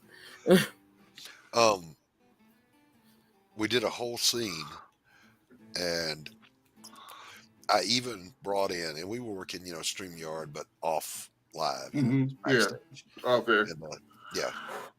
And a writer I worked with back in the 90s on comic books, I invited him to come in just to backstop me, because please don't let me fuck this up. This is the first thing I'm doing where the words get onto the page. And my buddy, who's the writer, he is very laconic. He does not talk. You really have to know him before he'll chat. Well, Anthony was there, so there's not a lot of talking going on. But there was one point where I said something, and I was posting in private chat the text off the script, and my writer friend goes, "You sure about that?" First time we spoke all night in several hours worth of work, and I went, "He said that. You better look at what you did." And sure, double check. Yeah, Double check that shit. yeah, sure as shit, he was right. And I'm like, okay. Yeah, we got the first 20 pages of Mary Machine Gun issues 4 lettering back. So we've got 20 more pages to do for lettering, and then it's ready to go to Kickstarter. So Nice. it'll be Congrats. January 7th is what we're looking forward to. Yep, I'm looking at end of February to launch my campaign, because I'm having to redraw some pages, Max, because you'll understand this as a publisher. We had to break a 90-something page book into 3 parts for cost effect. Yeah. And I'm like, fuck. So that required a shit ton of edits, redraws, put a scene here, take this scene out. And I wasn't prepared for that. I really wasn't. I was all happy. It's like, the whole book, I'm done. yeah, the whole book will be done here shortly. And now it's like, fuck, I got to draw this scene. I got to take this one out, shorten this, lengthen this. And so it did kind of throw me for it. But it was the right move. It's too cost prohibitive right now to throw out a close to 100-page book and do the perfect bind and all that shit. And yeah, it's just expect expensive. people to throw their money at it, when we're in this kind of economy. So it's much easier just to break it into a trilogy and do it that way. How many campaigns have you got so far? How many? None. This will be your first campaign, yeah. So that's another one right there. It'll be first campaign. So that's always people are always a little iffy to back someone that's their first campaign, because they want to make sure they're going to get their product. And exactly, and that's why I have repeatedly said, and I'll say it again here, Max, I'm not launching that campaign till it's 100% in the bag. Yeah, that's what we do. Yeah, That's how I've been with my photography. I have been working on projects a long time. I haven't launched them because I can't guarantee the project until I have a proof of it in my hand. Well, because shit always happens, Rosetta, right? Yeah. It can happen. Look at what happened to Cider. You know, he caught a lot of hate, but he was 100% right. A hurricane hit the Philippines and wiped out his artist. He didn't make the weather. It's not his fault. Well, So I got blamed for the fact that I was slow on delivering a couple things for campaigns I was working on. When a fucking derecho hit my city and destroyed a good portion of it, and I was sad to stay in the mountains and do all this other stuff and help with things, it's like, what the fuck, people? Yeah. And Don't blame me and don't blame the person who hired me because fucking nature hits. yeah, but see, keeping that in mind is why I have said from day one, I will never launch, and this is for future campaigns, I will never launch a campaign until everything I'm responsible for is done. And I agree, actually, for myself. And I don't know if I'll use Indiegogo or not because I can't figure out that fucking page for anything. It gives me such headaches. It's not even funny. It's the way it's worded does not work with my learning issues and my brain issues. Well, I've tried and I have tried and I have tried and I literally want to put the computer through the fucking wall. That's what publishers are for. Yep. You let your publisher worry about that. Max is a good publisher. Tanner's a good publisher. Anthony's a good publisher. There's tons of them out there. Q is speaking to you, Pops. Are you there? Are you just like sleeping in your chair? What's going on with you? Hey, would now be a good time? Oh shit! Somebody's blowing me up. Someone butt dialed you. That's my friend.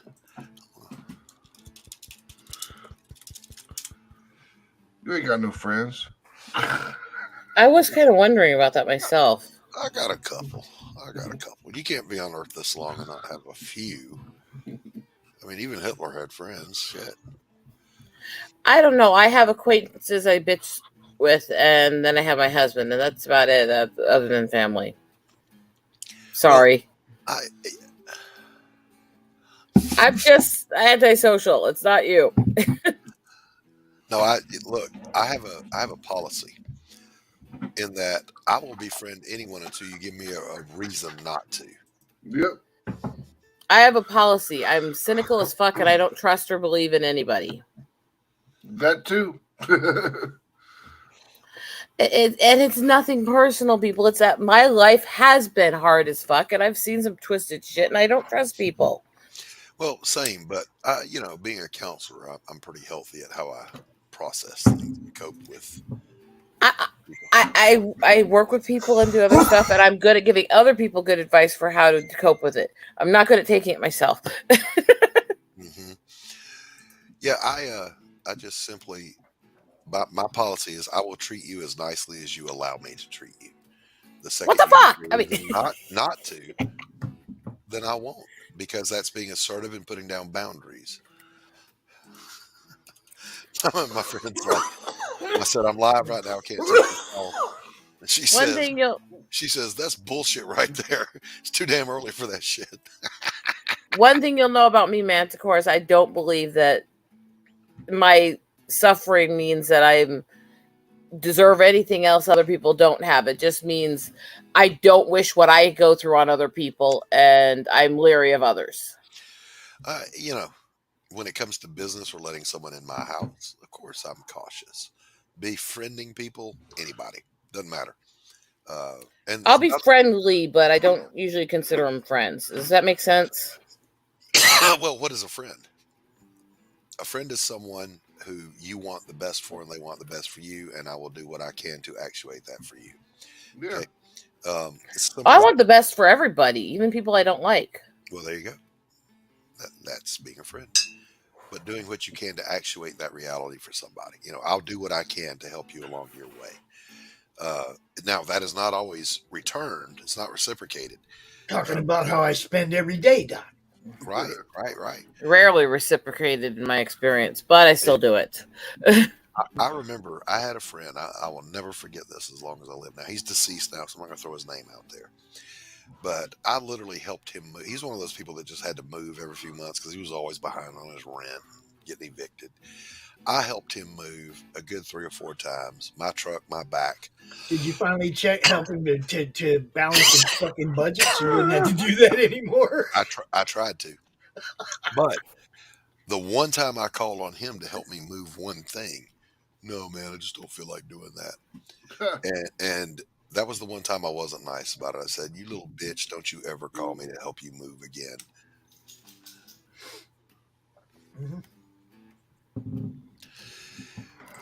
Yeah, it is what it is only part of that formula, ladies and gentlemen. By the way, it comes from a counseling theory of grounding. It is what it is. We are where we are. We can only do what we can do.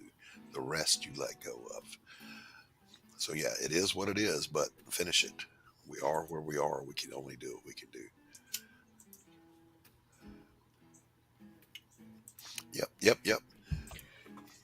That's one thing I have experienced is for all the talk people have about being friendly and outreaching and there for people in the community and all that shit. How quickly they're willing to throw somebody under the bus if we don't censor what we say, even if we can't censor what we say. Well, yeah. The amount of channels I've been blacklisted on because of my brain tics and not being able to censor myself. Well, this is like, people behave differently, even when they're on a live cam like this, than they normally would, and it blows my mind. It's the keyboard warrior syndrome. Bullshit. What's up, Rocky? Most people do. I don't change. I don't change. I don't either. I'm exactly this way in person. But a lot of people do. Like, I'll see people. Carol! I'm trying to find the right words here. People being assholes. That made me laugh. Oh, sorry. Fuck sakes. That made me laugh. Oh, fuck. I keep wrong buttoning myself here. Anyway, I forgot what the hell I was going to say because I wrong buttoned myself. I almost boomered the whole show over. Well, you're good at that. Carol. Allie did that to us on a draw stream one time. Pops, do you remember? She had admin privileges, and she just ended the stream trying to click on comments. She hit end broadcast, and the show just dead. It's like, what the hell happened? No, I just simply put down healthy boundaries and I enforced them. So I was going to say a moment ago, I think now would be an ideal opportunity to run the one and only commercial I have on my channel. So here we go.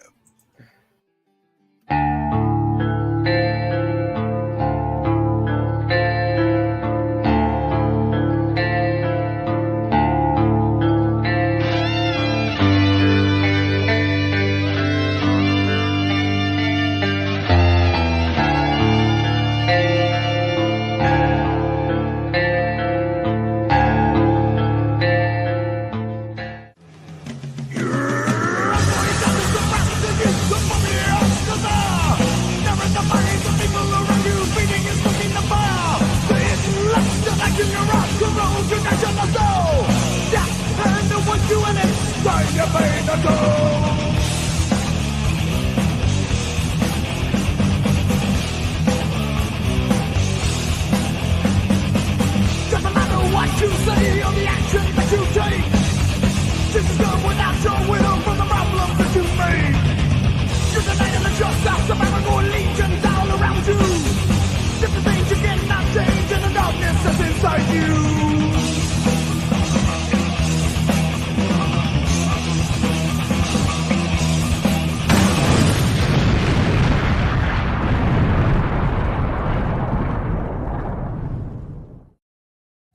That looks like a damn fine book there. It certainly does. Yeah. But, being an artist, I'm critical of everything I draw, right? So when I was doing the lettering with Anthony the other day, Max, you'll really get this.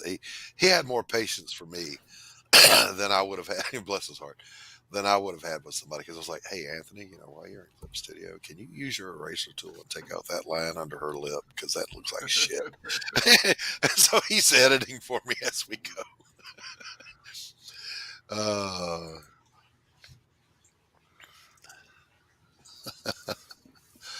Uh, let's see. But if you don't like me for no reason, I'll give you a reason.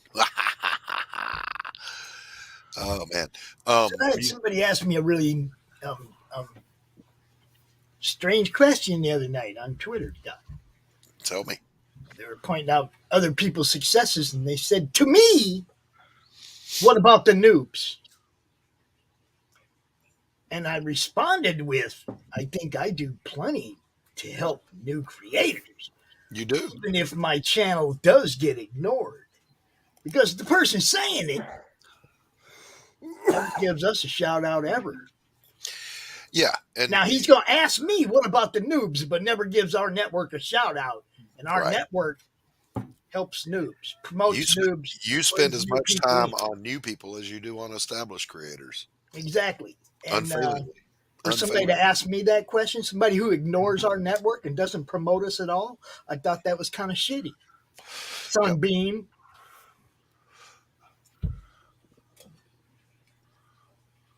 I mean, it is. It is. I mean, I don't know what to say other than you're right. Yeah.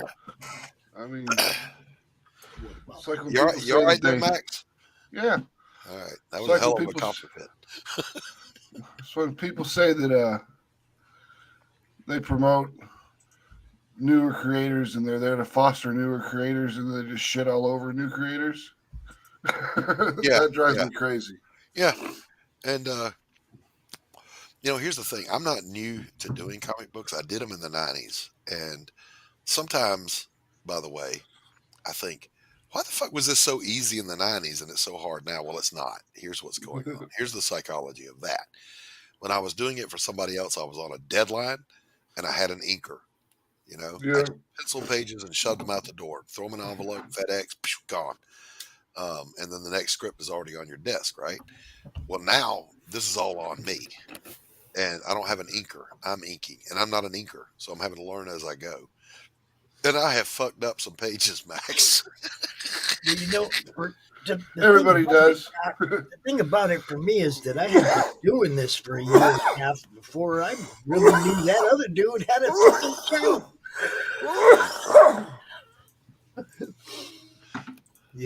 It's like, it's one thing.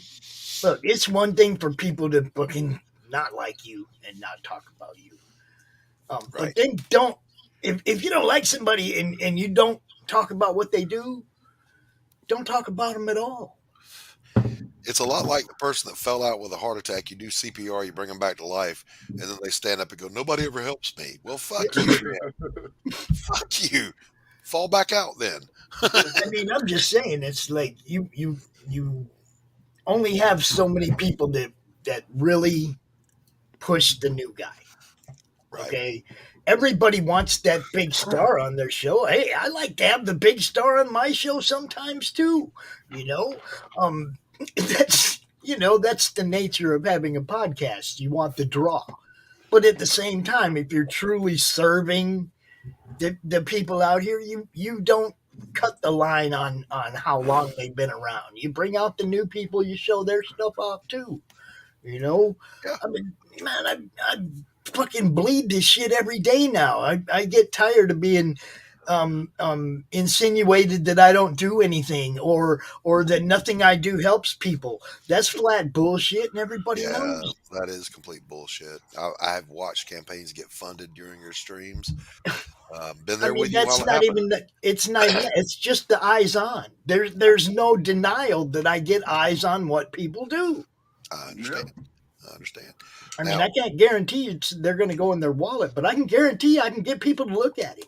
And that's without the help of all these people who say, "What about the noobs?" That's without their help. Right. By the way, drop your links if you feel like it in my chat. I'm all about promoting other creators. And by the way, before I even heard of CG or indie comics or any of that shit, when I was doing live paints, I would let other artists post their links on mine. So I've been doing that. It's Yeah. nothing new. Doc got it right away when I said we need to give people wrenches and let them drop their links so that we don't have to have a big old long list of links and interrupt our show to try and promote people in the chat as well. We give them a Yeah. wrench. Drop Well, the for link over. For me, it's a boomer thing, though. I would find a way to fuck it up. I'm just saying.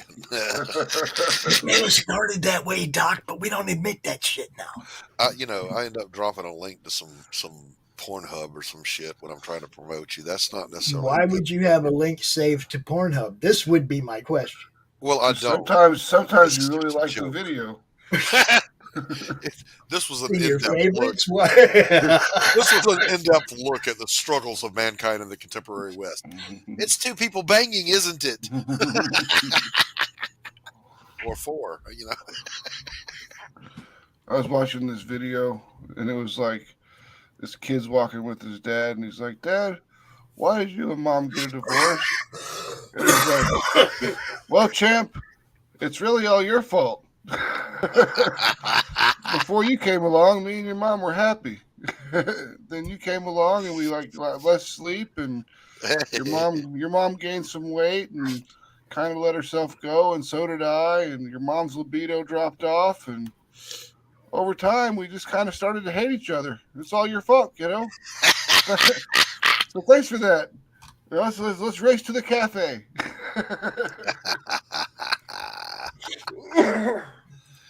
Now, I am going to say this too. This was a topic that I heard on another channel the other day. I didn't really contribute a lot to that conversation. Pops, this was on with you last night on Madness. If you are a creator, particularly, let's just say an artist, deliver what the fuck you promise, because you drag us all down when you don't. Oh yeah. I'm just saying, as the artist, if I'm doing a commission for somebody, I expect half the pay up front at least, because I don't work for free. Yeah. But I expect to be held to that same standard. I'm going to deliver what I promised to deliver, and I'm going to do better than you expected, and I'm going to give you more than you paid for, and I'm going to deliver it on time. That's important. I mean, it's kind of like as a publisher, when you're doing comic books on Kickstarters or crowdfunding, you've gotta fulfill, because when you don't fulfill, it makes us all look bad, and the people that were first time backers of anything on your campaign, now they're not going to back anything, right? Because you didn't fulfill, and they've had a bad experience with crowdfunding. Right. And there's a difference between being late in the project and communicating to your audience, here's what's going on, just keeping you up to speed, and just ignoring what you've been paid for.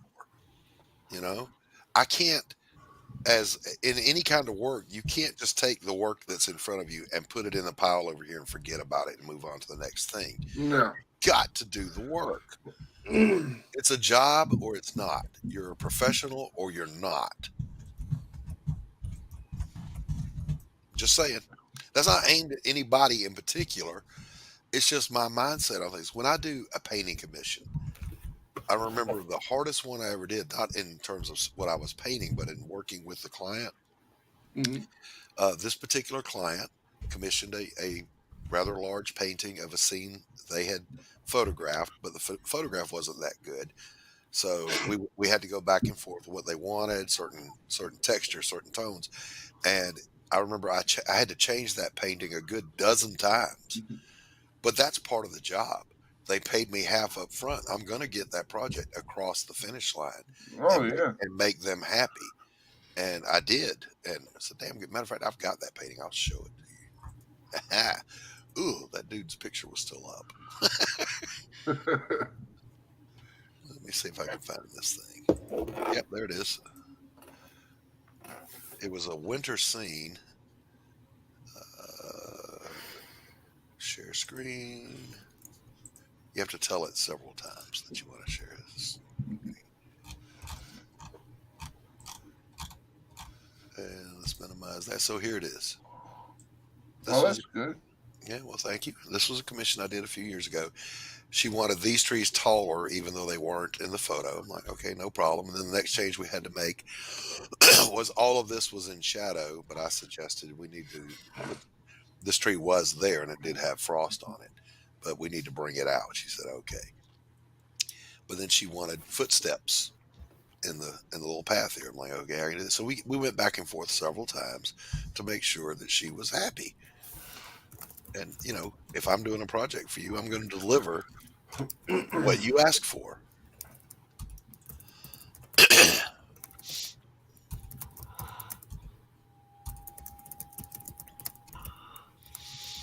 Right, exactly, TJ.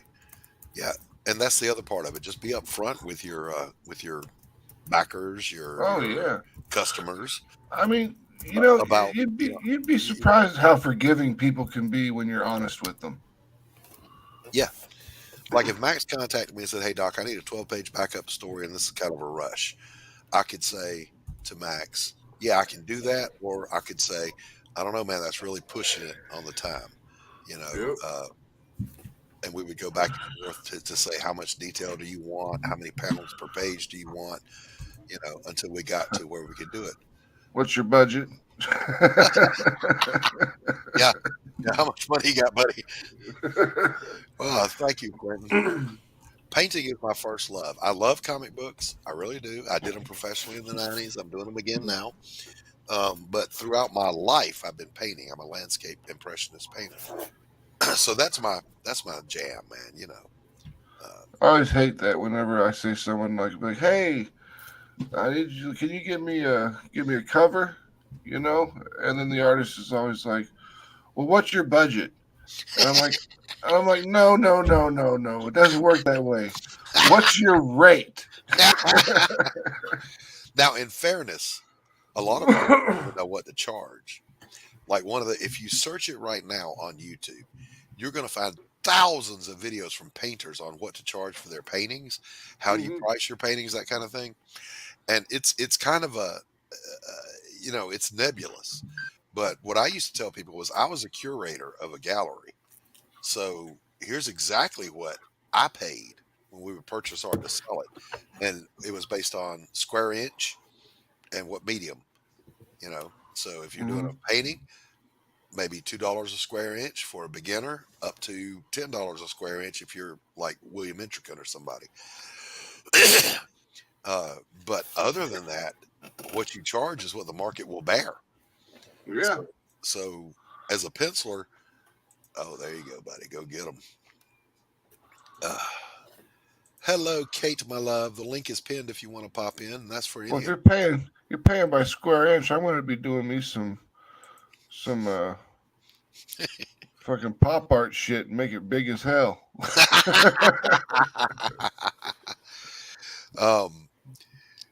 I remember though, one of the things that I have a video on my YouTube, my fine art YouTube channel about this, and it's stupid things people say to artists. And one of the ones that always got me was somebody would see you out, you know, because I go out and paint. I'm standing in front of the scene I'm painting. Well, without fail, unless you're in the boondocks, you know, out in the woods, somebody's going to walk up to you. And I don't mind that. Walk up, talk to me. I don't care. I can paint, talk at the same time. Hey, you painting? Yeah. Are you painting? the one cheat I used to do, Max, by the way, and any painter out there that's aspiring, let me let you in on something. If you're strapped for cash, go to a rich neighborhood, stand in front of their house and paint, and make sure a piece of their house at least gets into it. They will buy it. They're going to come out first, and they're going to look to see what you're doing, and then they're going to talk to you for a minute to make sure you're not a stalker or crazy. And then they're going to really look at it, and if you're worth your weight, they're going to go, damn, that's good. And they'll go away. Within an hour, they're going to come back and go, how much would you charge me for that? Boom, instant sale. Gotcha. But anyway, people would walk up to me, Max, and they would say, well, how much would you charge me to paint my kitten or my kid or whatever? And by the way, I don't do that shit. I would quote them a price. And they go, God dang, I can't afford that. You know, without fail, they expect you to do a 16 by 20 painting and charge them $20. Yeah. And they'll say stupid shit like, well, how much you got in that? Well, I've got 40 years of experience in it. That's what I've got in it. Not just the paint and the canvas. It is any handmade, artistic, anything like that kind of job. They act like you're only supposed to get back the cost of the supplies. Exactly. It's like, fuck you. Yeah, I'm not going to do that for you, Scooter. Sorry. Yeah, you tell me that when someone builds a house, you just pay them for the materials. You don't pay them for any labor. Exactly right. Exactly. And it grates me because this is the same people who go, well, why are you charging $20, $50 for these different photo prints when it only costs you about $1 to get the print made? It's like, because how much time and money have I spent tracking animals, hiking, exploring, traveling to different places, paying for different parks and stuff to go find these things, to get these once in a lifetime shots, and you want me to charge you what it costs to print it? I did the Fuck work. you. I did the work, bitches. So yeah, I didn't know what the page rate was. I knew what my page rate was back in the day, which I thought was pretty good. I was working for a small press, and I was getting $50 to $75 a page in the early '90s. That's I not had bad. nothing to measure that against except the few artists I knew, and we would talk. And that seemed to be about right. But I knew coming into this, when I've done pages for folks, and I have done a few, did some pages for Rex. I did this, that, and the other, and I've ghosted some for people who needed some help. And I didn't know what to charge Max. So I kind of threw out my number with a question mark hanging behind it. And one of them jumped on it immediately. I went, shit, I should have asked for more. Should ask for more. They jumped real quick. When they jump fast, you're like, uh-oh, I undersold myself. Yeah. I did it to myself again. Excuse me. My turn to have a coughing fit. But it comes back and forth, you know. I mean, now you know that you can charge more. Yep. And for some people, I'll do work for them for very cheap or even free Yeah. because they're friends. Let me see. Maddie says the funniest one that I ever saw was Anna painting Chucky, and a little old lady came up and was like, "What are you painting, dear?" Needless to say, she was pretty shocked. Well, that's not a hint, Kate, but for you, free, baby girl, anytime. I just think it's funny because all the people will. I mean, you'll be out there painting, and someone will walk up to you and be like, "Are you painting?" Yeah. What are you painting? Are you painting? It's like, no, I'm just taking a photograph here. Just doing it really slow. Yeah, I've had people, and this is also on that same video, the stupid things people say to artists. They go, "Wow, that's good. You should be an artist." And I would go, "I thought I are one." But what they mean by that is, "Wow, you should be a professional." And then I am a professional. And same exact shit with the photography I get all the time. They'll come up to me while I'm trying to get the shot and start talking with the animal in earshot and scare it off because they want to know, what are you doing? Why do you do this? It's like, fuck off. I do this because I enjoy it when you're not here running your fat mouth, you know? Well, see, for a painter, at least for me, that's no big deal. They come up and talk to me, and it doesn't bother me a bit. I can tune them out, basically. I don't mind a bit having people come up and chat with me while I'm working. Now, drawing is a different animal. Like when I'm painting, I'm out in nature most of the time. Sometimes I'm in the studio, but I like dead silence. And I don't mind people talking to me. The opposite when I'm drawing. I have music going. I have a podcast going in the background, and I don't want anybody to talk to me because I'm really. Both of those are very weird, by the way, because both of those are like half sounds loud, half sounds not allowed. Exactly. So what you're saying is you're a fucking freak. Of course. Oh, well, send me reference stuff, Manny. I'll get with you. Oh, Quentin's had a nice tall glass of OJ. Let's see. My favorite is when you take a good photo and sometimes it says, "Oh, wow, you must have a really good camera." Yeah, it's got nothing to do with the person behind the camera. Yep. Fuck yes. Oh, God, I want to slap people. What kind of camera? How dare you? What kind of camera do you use? It's like this little cheap Canon that doesn't even have a detaching zoom. Why? The best photos I've ever seen were taken with homemade pinhole cameras. Yep. We got some pretty good stuff when we were doing that in school. We made pinhole cameras in high school, and we got some really, really cool pictures out of them. Hmm. Yeah, we had to do pinhole photography when I was in high school, and I wondered what would happen if I used a round salt box, wrap the film around it, and put multiple pinholes on it. Yeah, Take a circular photo. It turned out pretty good. cool. And my art teacher was like, "Oh, well, that's new." I'm an innovator, baby. Change the world.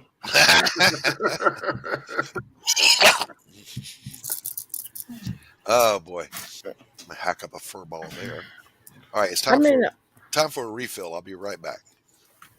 I may not be the greatest artist, but I do good at what I do. And I enjoy it I don't know what the fuck possessed Doc to have a show while I'm trying to put kids on the bus and get them ready for school and shit. because he's freaked Wake out, up. morning boy. Jeez, Doc, timing. Then we got Manticore out there on Twitter telling everybody, Doc's out here with the Madness comic. And it's like, man, now I have to fucking actually be here. Damn. It's trying to just sideline this one because I still got kids here. I ain't even got them on the bus yet. How does the bus come there? It gets here about 7:50, so they still got Oh, okay.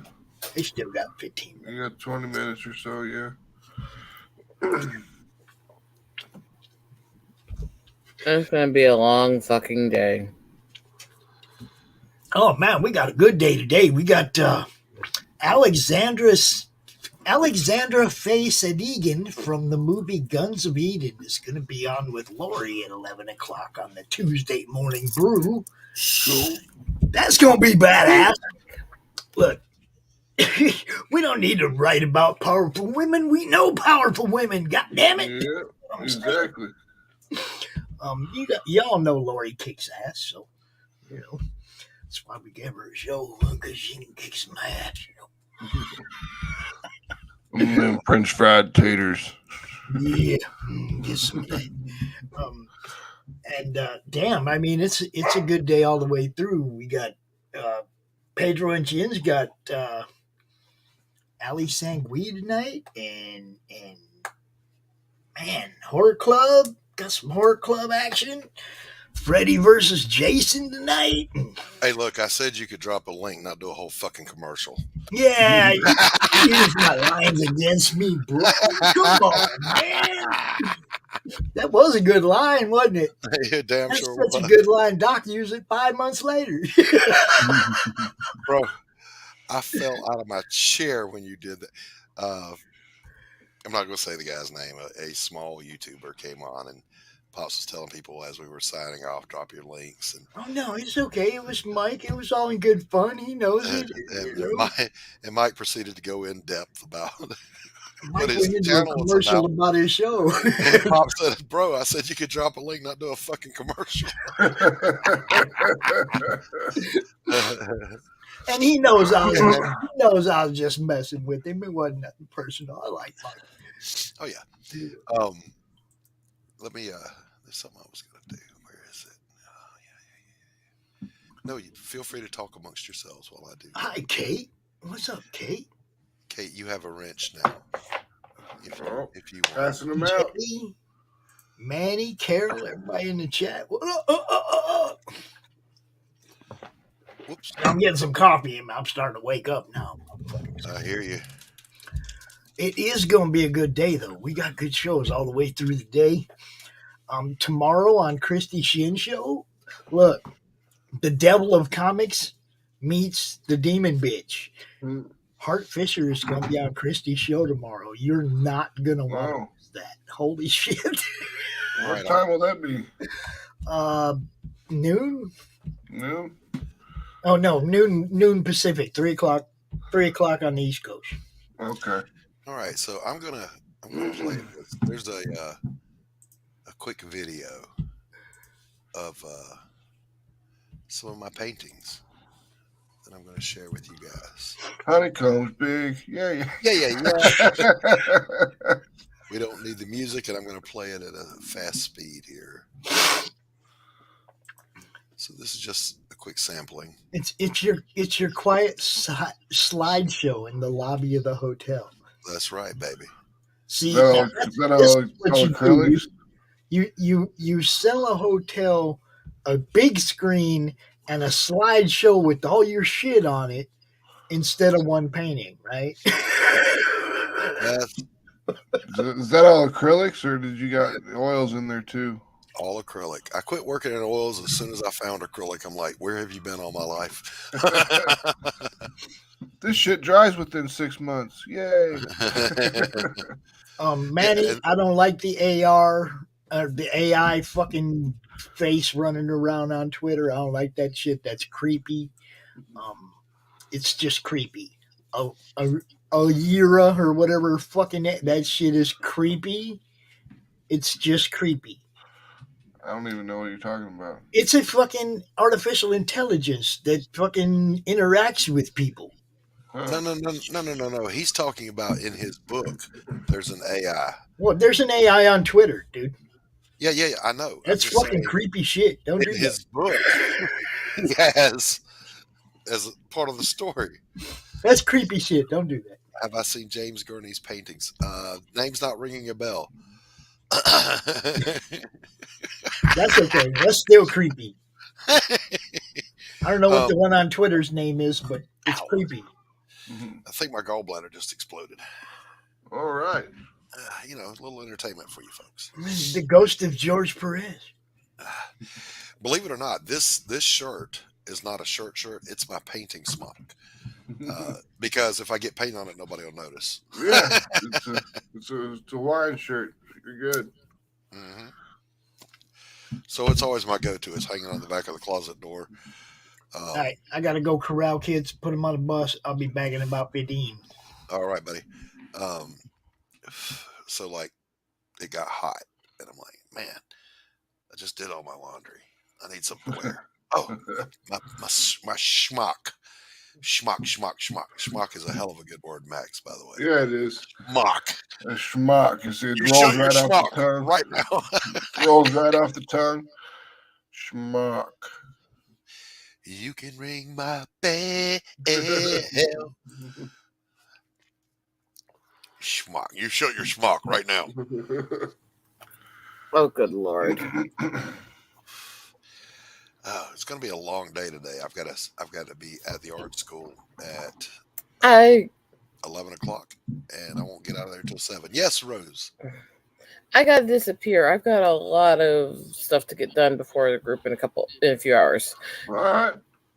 Take care. I got to make a ton of Wojak beef, fry bread, and tea. So, Well, thank you for popping in.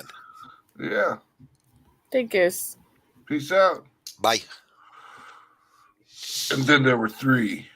hmm Well, Your there's 2 of them. schmuck is showing.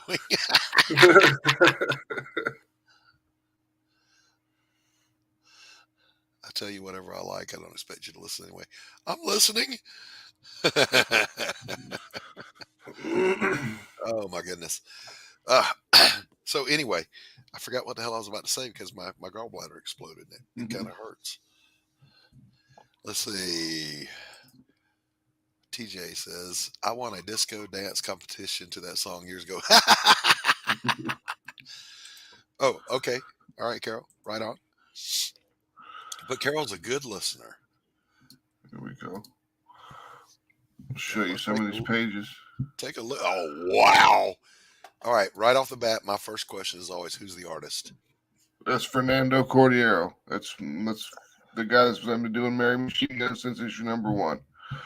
He's our art director, and he's all over it. He's on point. SK did the lettering, and Fernando does the pencils, the inks, and the colors.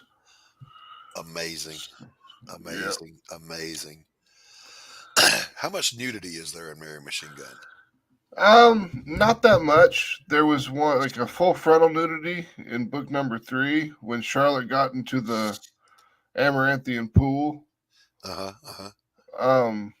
But that's really the only nudity in the book. Copy that. Copy.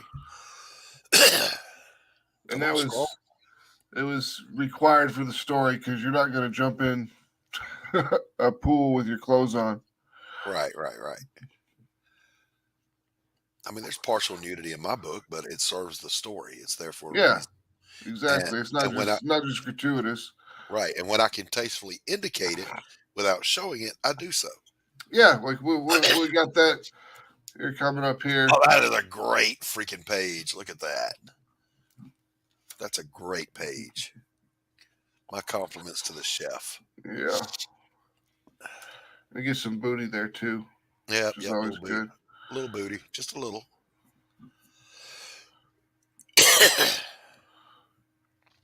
Fernando's really gotten a lot of emotion in his artwork now. He's been putting a lot of that into. Yeah. He's been reading a lot of Sandman and stuff like that, and trying to get some emotional stuff out of the artwork instead of just having to say it all. Here's some of like what you're talking about, like the implied nudity. Like we did that here. Doc, Exactly. Check this out. I go up to get the kids, put them on the bus, right? And Isaac says, "Grandpa, look." He got big at me. He goes, Okay, hold on. "Grandpa, look. I drew Miles Morales and his web and his powers and one other thing. Invisibility."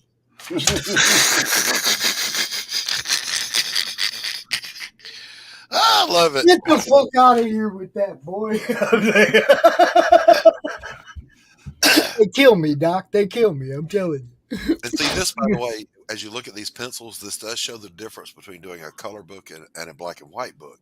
The bottom right panel, where he has used color to shade, all of that for me would have to be hatching to get that shadow. So awesome, awesome work. Yeah, Fernando's awesome at coloring. That was what I originally hired him for at the very beginning, was to color Mary Machine Gun, and then I saw his stuff that he was doing, and I was like, man, let's just bring you on to do the book. Yeah, no and shit. he's like, all right, no problem. Beautiful work. Beautiful. And I we love tell the falling leaves, man. That is so.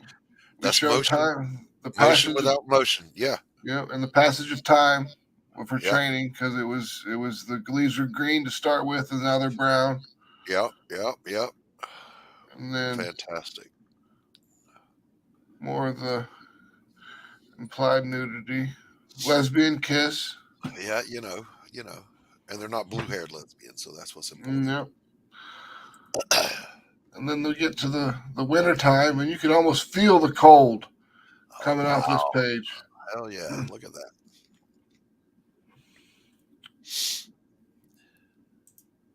Right. Yeah, it's good stuff. All right, Manny, I'll check that out. That's awesome We've stuff, got- Max. I love it. Yeah, I love we've it. got the first 20 pages that's done, and we'll have the second 20 pages of it done, and the book will be ready by January 7th when we start the Kickstarter. Awesome. We'll just be kickstarting the printing costs again, which is what we do. Yep. That's awesome, bro. I love it. That was some beautiful work, man. I'll compliment you, artist. Yeah, Fernando's he's on point. That guy. Yeah, he ain't playing. Yeah, he's DC's been trying to snipe him from me for they've offered him 2 positions on 2 different books, and he's turned them down both times. Well, very cool. And I'm like, why do you keep turning down DC? I thought that's what you wanted to do, was work at DC. That was your big dream. And he's like, man, Atrocity Press lets me be creative. DC will not. And I'm like, yeah, I guess you're right. Because DC's gonna want what they want, and they're gonna say, do it exactly this way. Yeah, Kate, you're gonna scare Q off. I'm just saying. Oh Lord, at Carol, I'll aim that scroll right at the nuts. Right at the nuts. Why we gotta go there? Jeez, man. There was a scene, by the way, speaking of aiming something at vital parts. There was a movie, I don't even remember what it was. It was in the 70s. Barbara Streisand owned a boxer, and she was setting up a fight with this gangster guy. And he goes something to the effect of, yeah, well, if your boy doesn't come through, I'm going to cut your tits off. And And on screen, her tits go.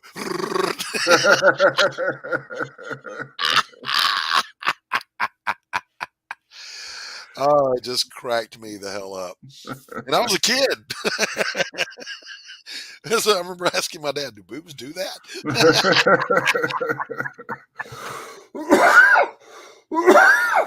If anybody in chat knows what that movie was, drop the title for me. Yeah, Barbara Streisand. She somehow inherited a boxer's contract, and she wanted to make money off of him, and he was out of shape and all this shit. So yeah, let me know.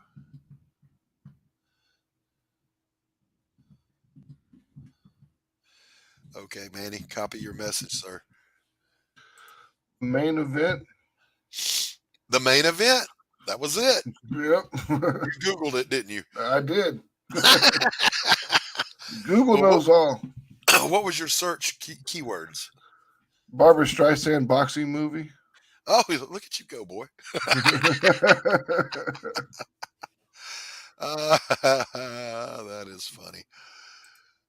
And it was a good movie, by the way, if I remember right. I'm not a Barbara Streisand fan, but, credit where it's due. Yeah, if it works for him, it works for him. Well, Google it again and tell me who the boxer was, who the male Okay. lead was. All right. Starring Barbara Streisand and Ryan O'Neal. Ryan O'Neal, that was it. And it was a good flick. Yeah. I may have to look that up and watch it again just to see if my memory is hitting. It's 5.5 on IMDb and a 40% on Rotten Tomatoes. Oh, well, that's pretty good. Yeah. I guess. I don't know Rotten Tomatoes. I know IMDb. Yeah. Rotten Tomatoes is kind of hard to gauge what's if it's real or not, because the people will review bomb stuff and review yeah, puff up reviews on stuff, and yeah. And ultimately, I'm my own judge of what I like and what I don't like. So Yeah, I mean, there's some people who I take their opinion higher value than other people's opinion. Yep. But when it comes down to movies, I've got to see it to determine if I like it. Like a lot of my friends said that Bullet Train was stupid, and I thought that movie was hilarious. Right. I'm trying to remember. Disney Star Wars was getting a lot of hate, and there's some stuff I don't like that they've done. Don't get me started on the movies. I'm talking about the TV stuff. Yeah. But I watched Andor, and it was good. That's what everybody says. It was compelling. It was intelligently written. It was good. Now, the drawback to it, of course, is, you can only get so invested in it because the main character is going to die anyway. Yeah. Well, it's kind of like with the prequels. It was like they put Obi-Wan Kenobi, Anakin Skywalker, and Qui-Gon Jinn together, and I'm like, well, which one of these guys are not going to make it? Right, exactly. Because you know who's going to live. Because Obi-Wan Kenobi is living out there keeping an eye on Luke, and that Anakin Skywalker becomes Darth Vader. So no matter how precarious of a situation they get put in, they're going to be fine. Yep. And yeah, exactly. It takes some of that suspense away. And it makes it harder to care about the character. Yeah. Which makes it harder to get invested in the story, which makes it harder to care about the movie. Exactly. Now, my son's generation, these are the 30-year-olds, they accept the prequels right along with the original, and they hate the sequels. I don't like any of them except the originals. Yeah, pretty much. I'm just saying. The prequels were terrible. Midichlorians, what the fuck? Yeah. It's like the Force is a sexually transmitted disease. Come on, man. Obi-Wan said it is a force that penetrates us, binds us, blah, blah, blah. That was all the explanation I needed of what the Force was. Yeah, it was some mystical shit. That's all you mean. Why? Because magic. Kate, she can absolutely be wearing gloves, and I will absolutely make sure the smoke gets in there. If that sounded cryptic, I'm doing a drawing for Kate. I was like, what are you talking about? Smoking in the gloves? That's all right. You can disagree with me. Everybody's entitled to their opinions, and they're all equally valid. However, I'm right and you're wrong. The prequels were terrible, and the dude that played Anakin, worst actor. Oh my god, I that was hate bad. sand. It gets everywhere. Jesus Christ. And even someone as good looking as Natalie Portman couldn't help it. Although I consider Natalie Portman to be Keira Knightley light. Yeah, I like Keira I Knightley. mean, but like, even as the movies went along, it's like she started dressing more and more covered up and looking like a Quaker or something. Yeah. I did like not. in Attack of the Clones, she had like their bare midriff, and she's out there with the shirt that's hanging down and there's the shorts. Yep. And she's running around doing stuff, and then in Revenge of the Sith, she's got like this dress that's got like goes all the way up. It's got a choker and it covers everything completely, and you're just like, what happened? You wanted some eye candy. Exactly. You wanted some damn eye candy. But look, here's the thing though. Ultimately, it was just a little too cheesy CG. Mm-hmm. It was the whole plot seemed forced to me. It's like, we know this is what happens to these people, so let's get them there. Yeah. In any way that we can. Jar Jar Binks, it goes without saying, was an abortion. That was bad. But at the same time, I thought the Ewoks was the stupidest thing I ever saw too. Particularly the scene where just using a sling and some rocks, they take out a stormtrooper, an armored stormtrooper. Yeah, bonking him on the head, and I'm like, isn't that what the helmet's for? Yeah, what's the helmet for?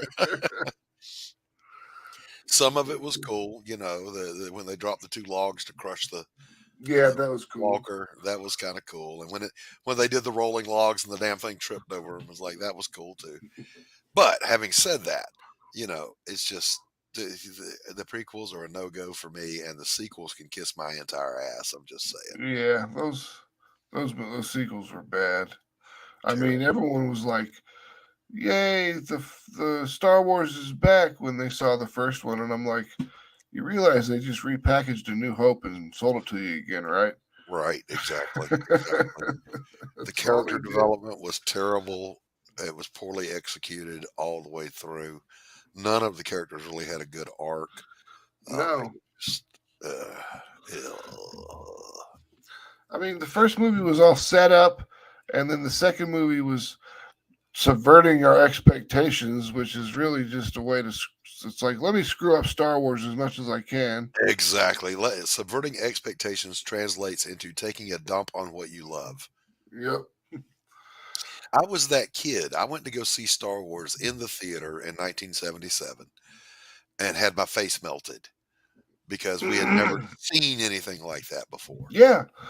I mean, that was back when like special effects were a big deal. Yeah. Because nowadays it's all just done on a computer. So it's not that big of a deal anymore. Because back then it was like models and timing and getting the camera to swing by when the fireworks go off to make the explosion in the model. Yep. I don't know what Scintillese is. I don't either. Explain that, Q. Well, good. If Max doesn't know, I don't feel so stupid then. Because there's a lot of pop culture stuff I don't follow. Yeah. I was talking to a guy at the art school. He's a student. He's a big sci-fi fan, and he starts going in deep on not just regular sci-fi, but the anime and all this stuff. Like, dude, man, no. Like, I liked the Battlestar Galactica reboot, and that was like what, 2009?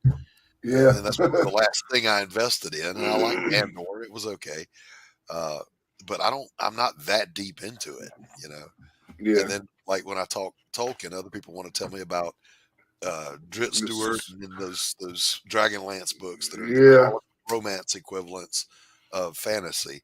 It's just serialized crap, and I don't like it. And they're like, "How can you hate that?" Because I do. Because I'm a snob. Well, I like Tolkien set when it the comes bar. to yeah, Tolkien set the bar. When it comes to fantasy, though, like David Eddings, I really liked his work. Yeah. David Eddings had The Malloreon, the Belgariad. you were the first person I've ever met online that knows that. The Belgariad was one of my favorite books. Yep. Boundless Gloria. Oh man, that was a fantastic piece of work. Oh yeah, his writing was great because he used his wife wrote all the female characters, so the female characters felt real. You know, I didn't know that. I didn't know that. But it was absolutely, if you have not yet treated yourself to David Eddings, do so. I like Piers Anthony. It's light, it's funny, it's good. I love Stephen Brush with Dragera, Vlad Teltos. Yep. And which leads to, hey, Paul Ross, yes, nerds. Which plays off of Roger Zelazny with the Amber books, which were great. Yeah, and even Terry Pratchett's stuff with the Discworld books. Oh yeah, those were funny. Those were just they hilarious. Were fun as hell. I played Discworld for the game. 1 Yeah. Before I read the books because I didn't know he existed. Right. Yeah. I had to go get the books after I played that funny ass shit because that was just that doesn't work. That game was great. It was an it was awesome hysterical game.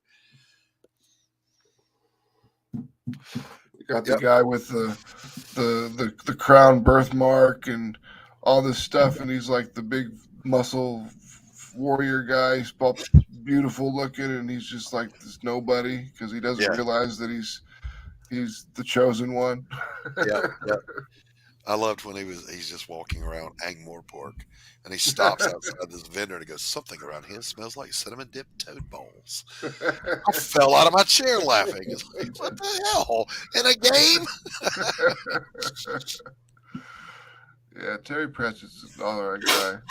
Yeah, of course he's dead now. He passed away. Yeah, well, I mean his work is great. Let's put it that way. Yep, good stuff. I enjoyed Anne McCaffrey, Dragon Riders of Pern, until which I remember seeing that, and those missionaries went in there and got eaten or killed or some shit. Yeah.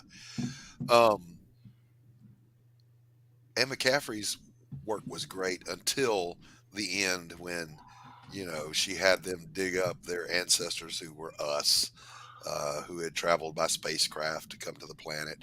That's when it went south for me. You don't cross fantasy and science fiction. Yeah. But see, it wasn't it. That was going back in time, and I mean, that was just showing how they ended up there in the first place. That's all. Yeah, but they take it too far. They end up solving their whole reason for being, which is to fight the thread that falls from the sky.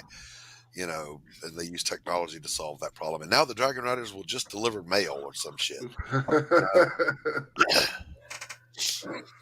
All right, wait a minute. I'm totally confused now. The Amazing Maurice and His Educated Rodents is coming out soon. Please enlighten me. Please, because I like the title. Yeah.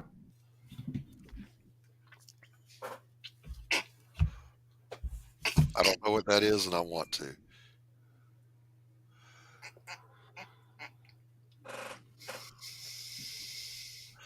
Oh, that's from Discworld? Get out of here. I'll have to check that out. Now, Stephen Brush has been writing Vlad Teltos since the 80s, and he still ain't done. And I'm on his little fan thread. I said, dude, bro, all the respect in the world, you got to finish this shit before you die, because I swear to God, if you kick over without finishing this, I will piss on your grave. Oh, it's going to be a film. Right on. Oh, awesome. But, I would rather see a film starring Rincewind. I know they did one. Yeah. But I just really, I felt like it missed the mark a little bit. Yeah. It was okay. It wasn't as good as the game. Right? The game was just just give me that. Animate it. Exactly. I love the troll the barmaid and the whoever sitting in the psychotrickerist's office. Yeah. That was hysterical. All right, guys, I'm going to wrap this one up. Thank you for helping me wake up and start my day for the last 2 hours. It's been a pleasure hanging out with you. Wait a minute. You get me all up into this now. What am I supposed to do for the next 3 hours? Go live. That's what I got to do in 3 hours. What am I supposed to be doing? I know, right? Sorry about that, but you got to get up early to catch the doctor, baby. But anyway, I appreciate you guys hanging out. Chat, you guys rock as always. Pops, thanks for coming. Max, thanks for coming. Rose, thank you for coming out. Peace out. One more time. Let me do this. Y'all be cool.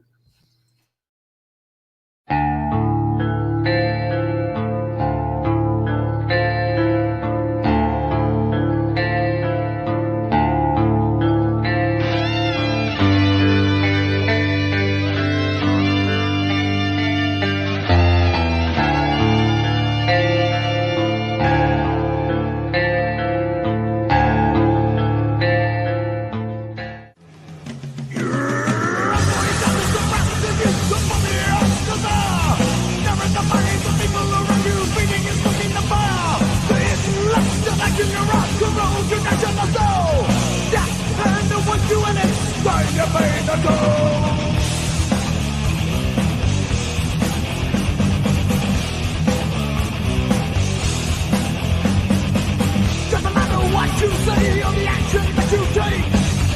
This is done without your will.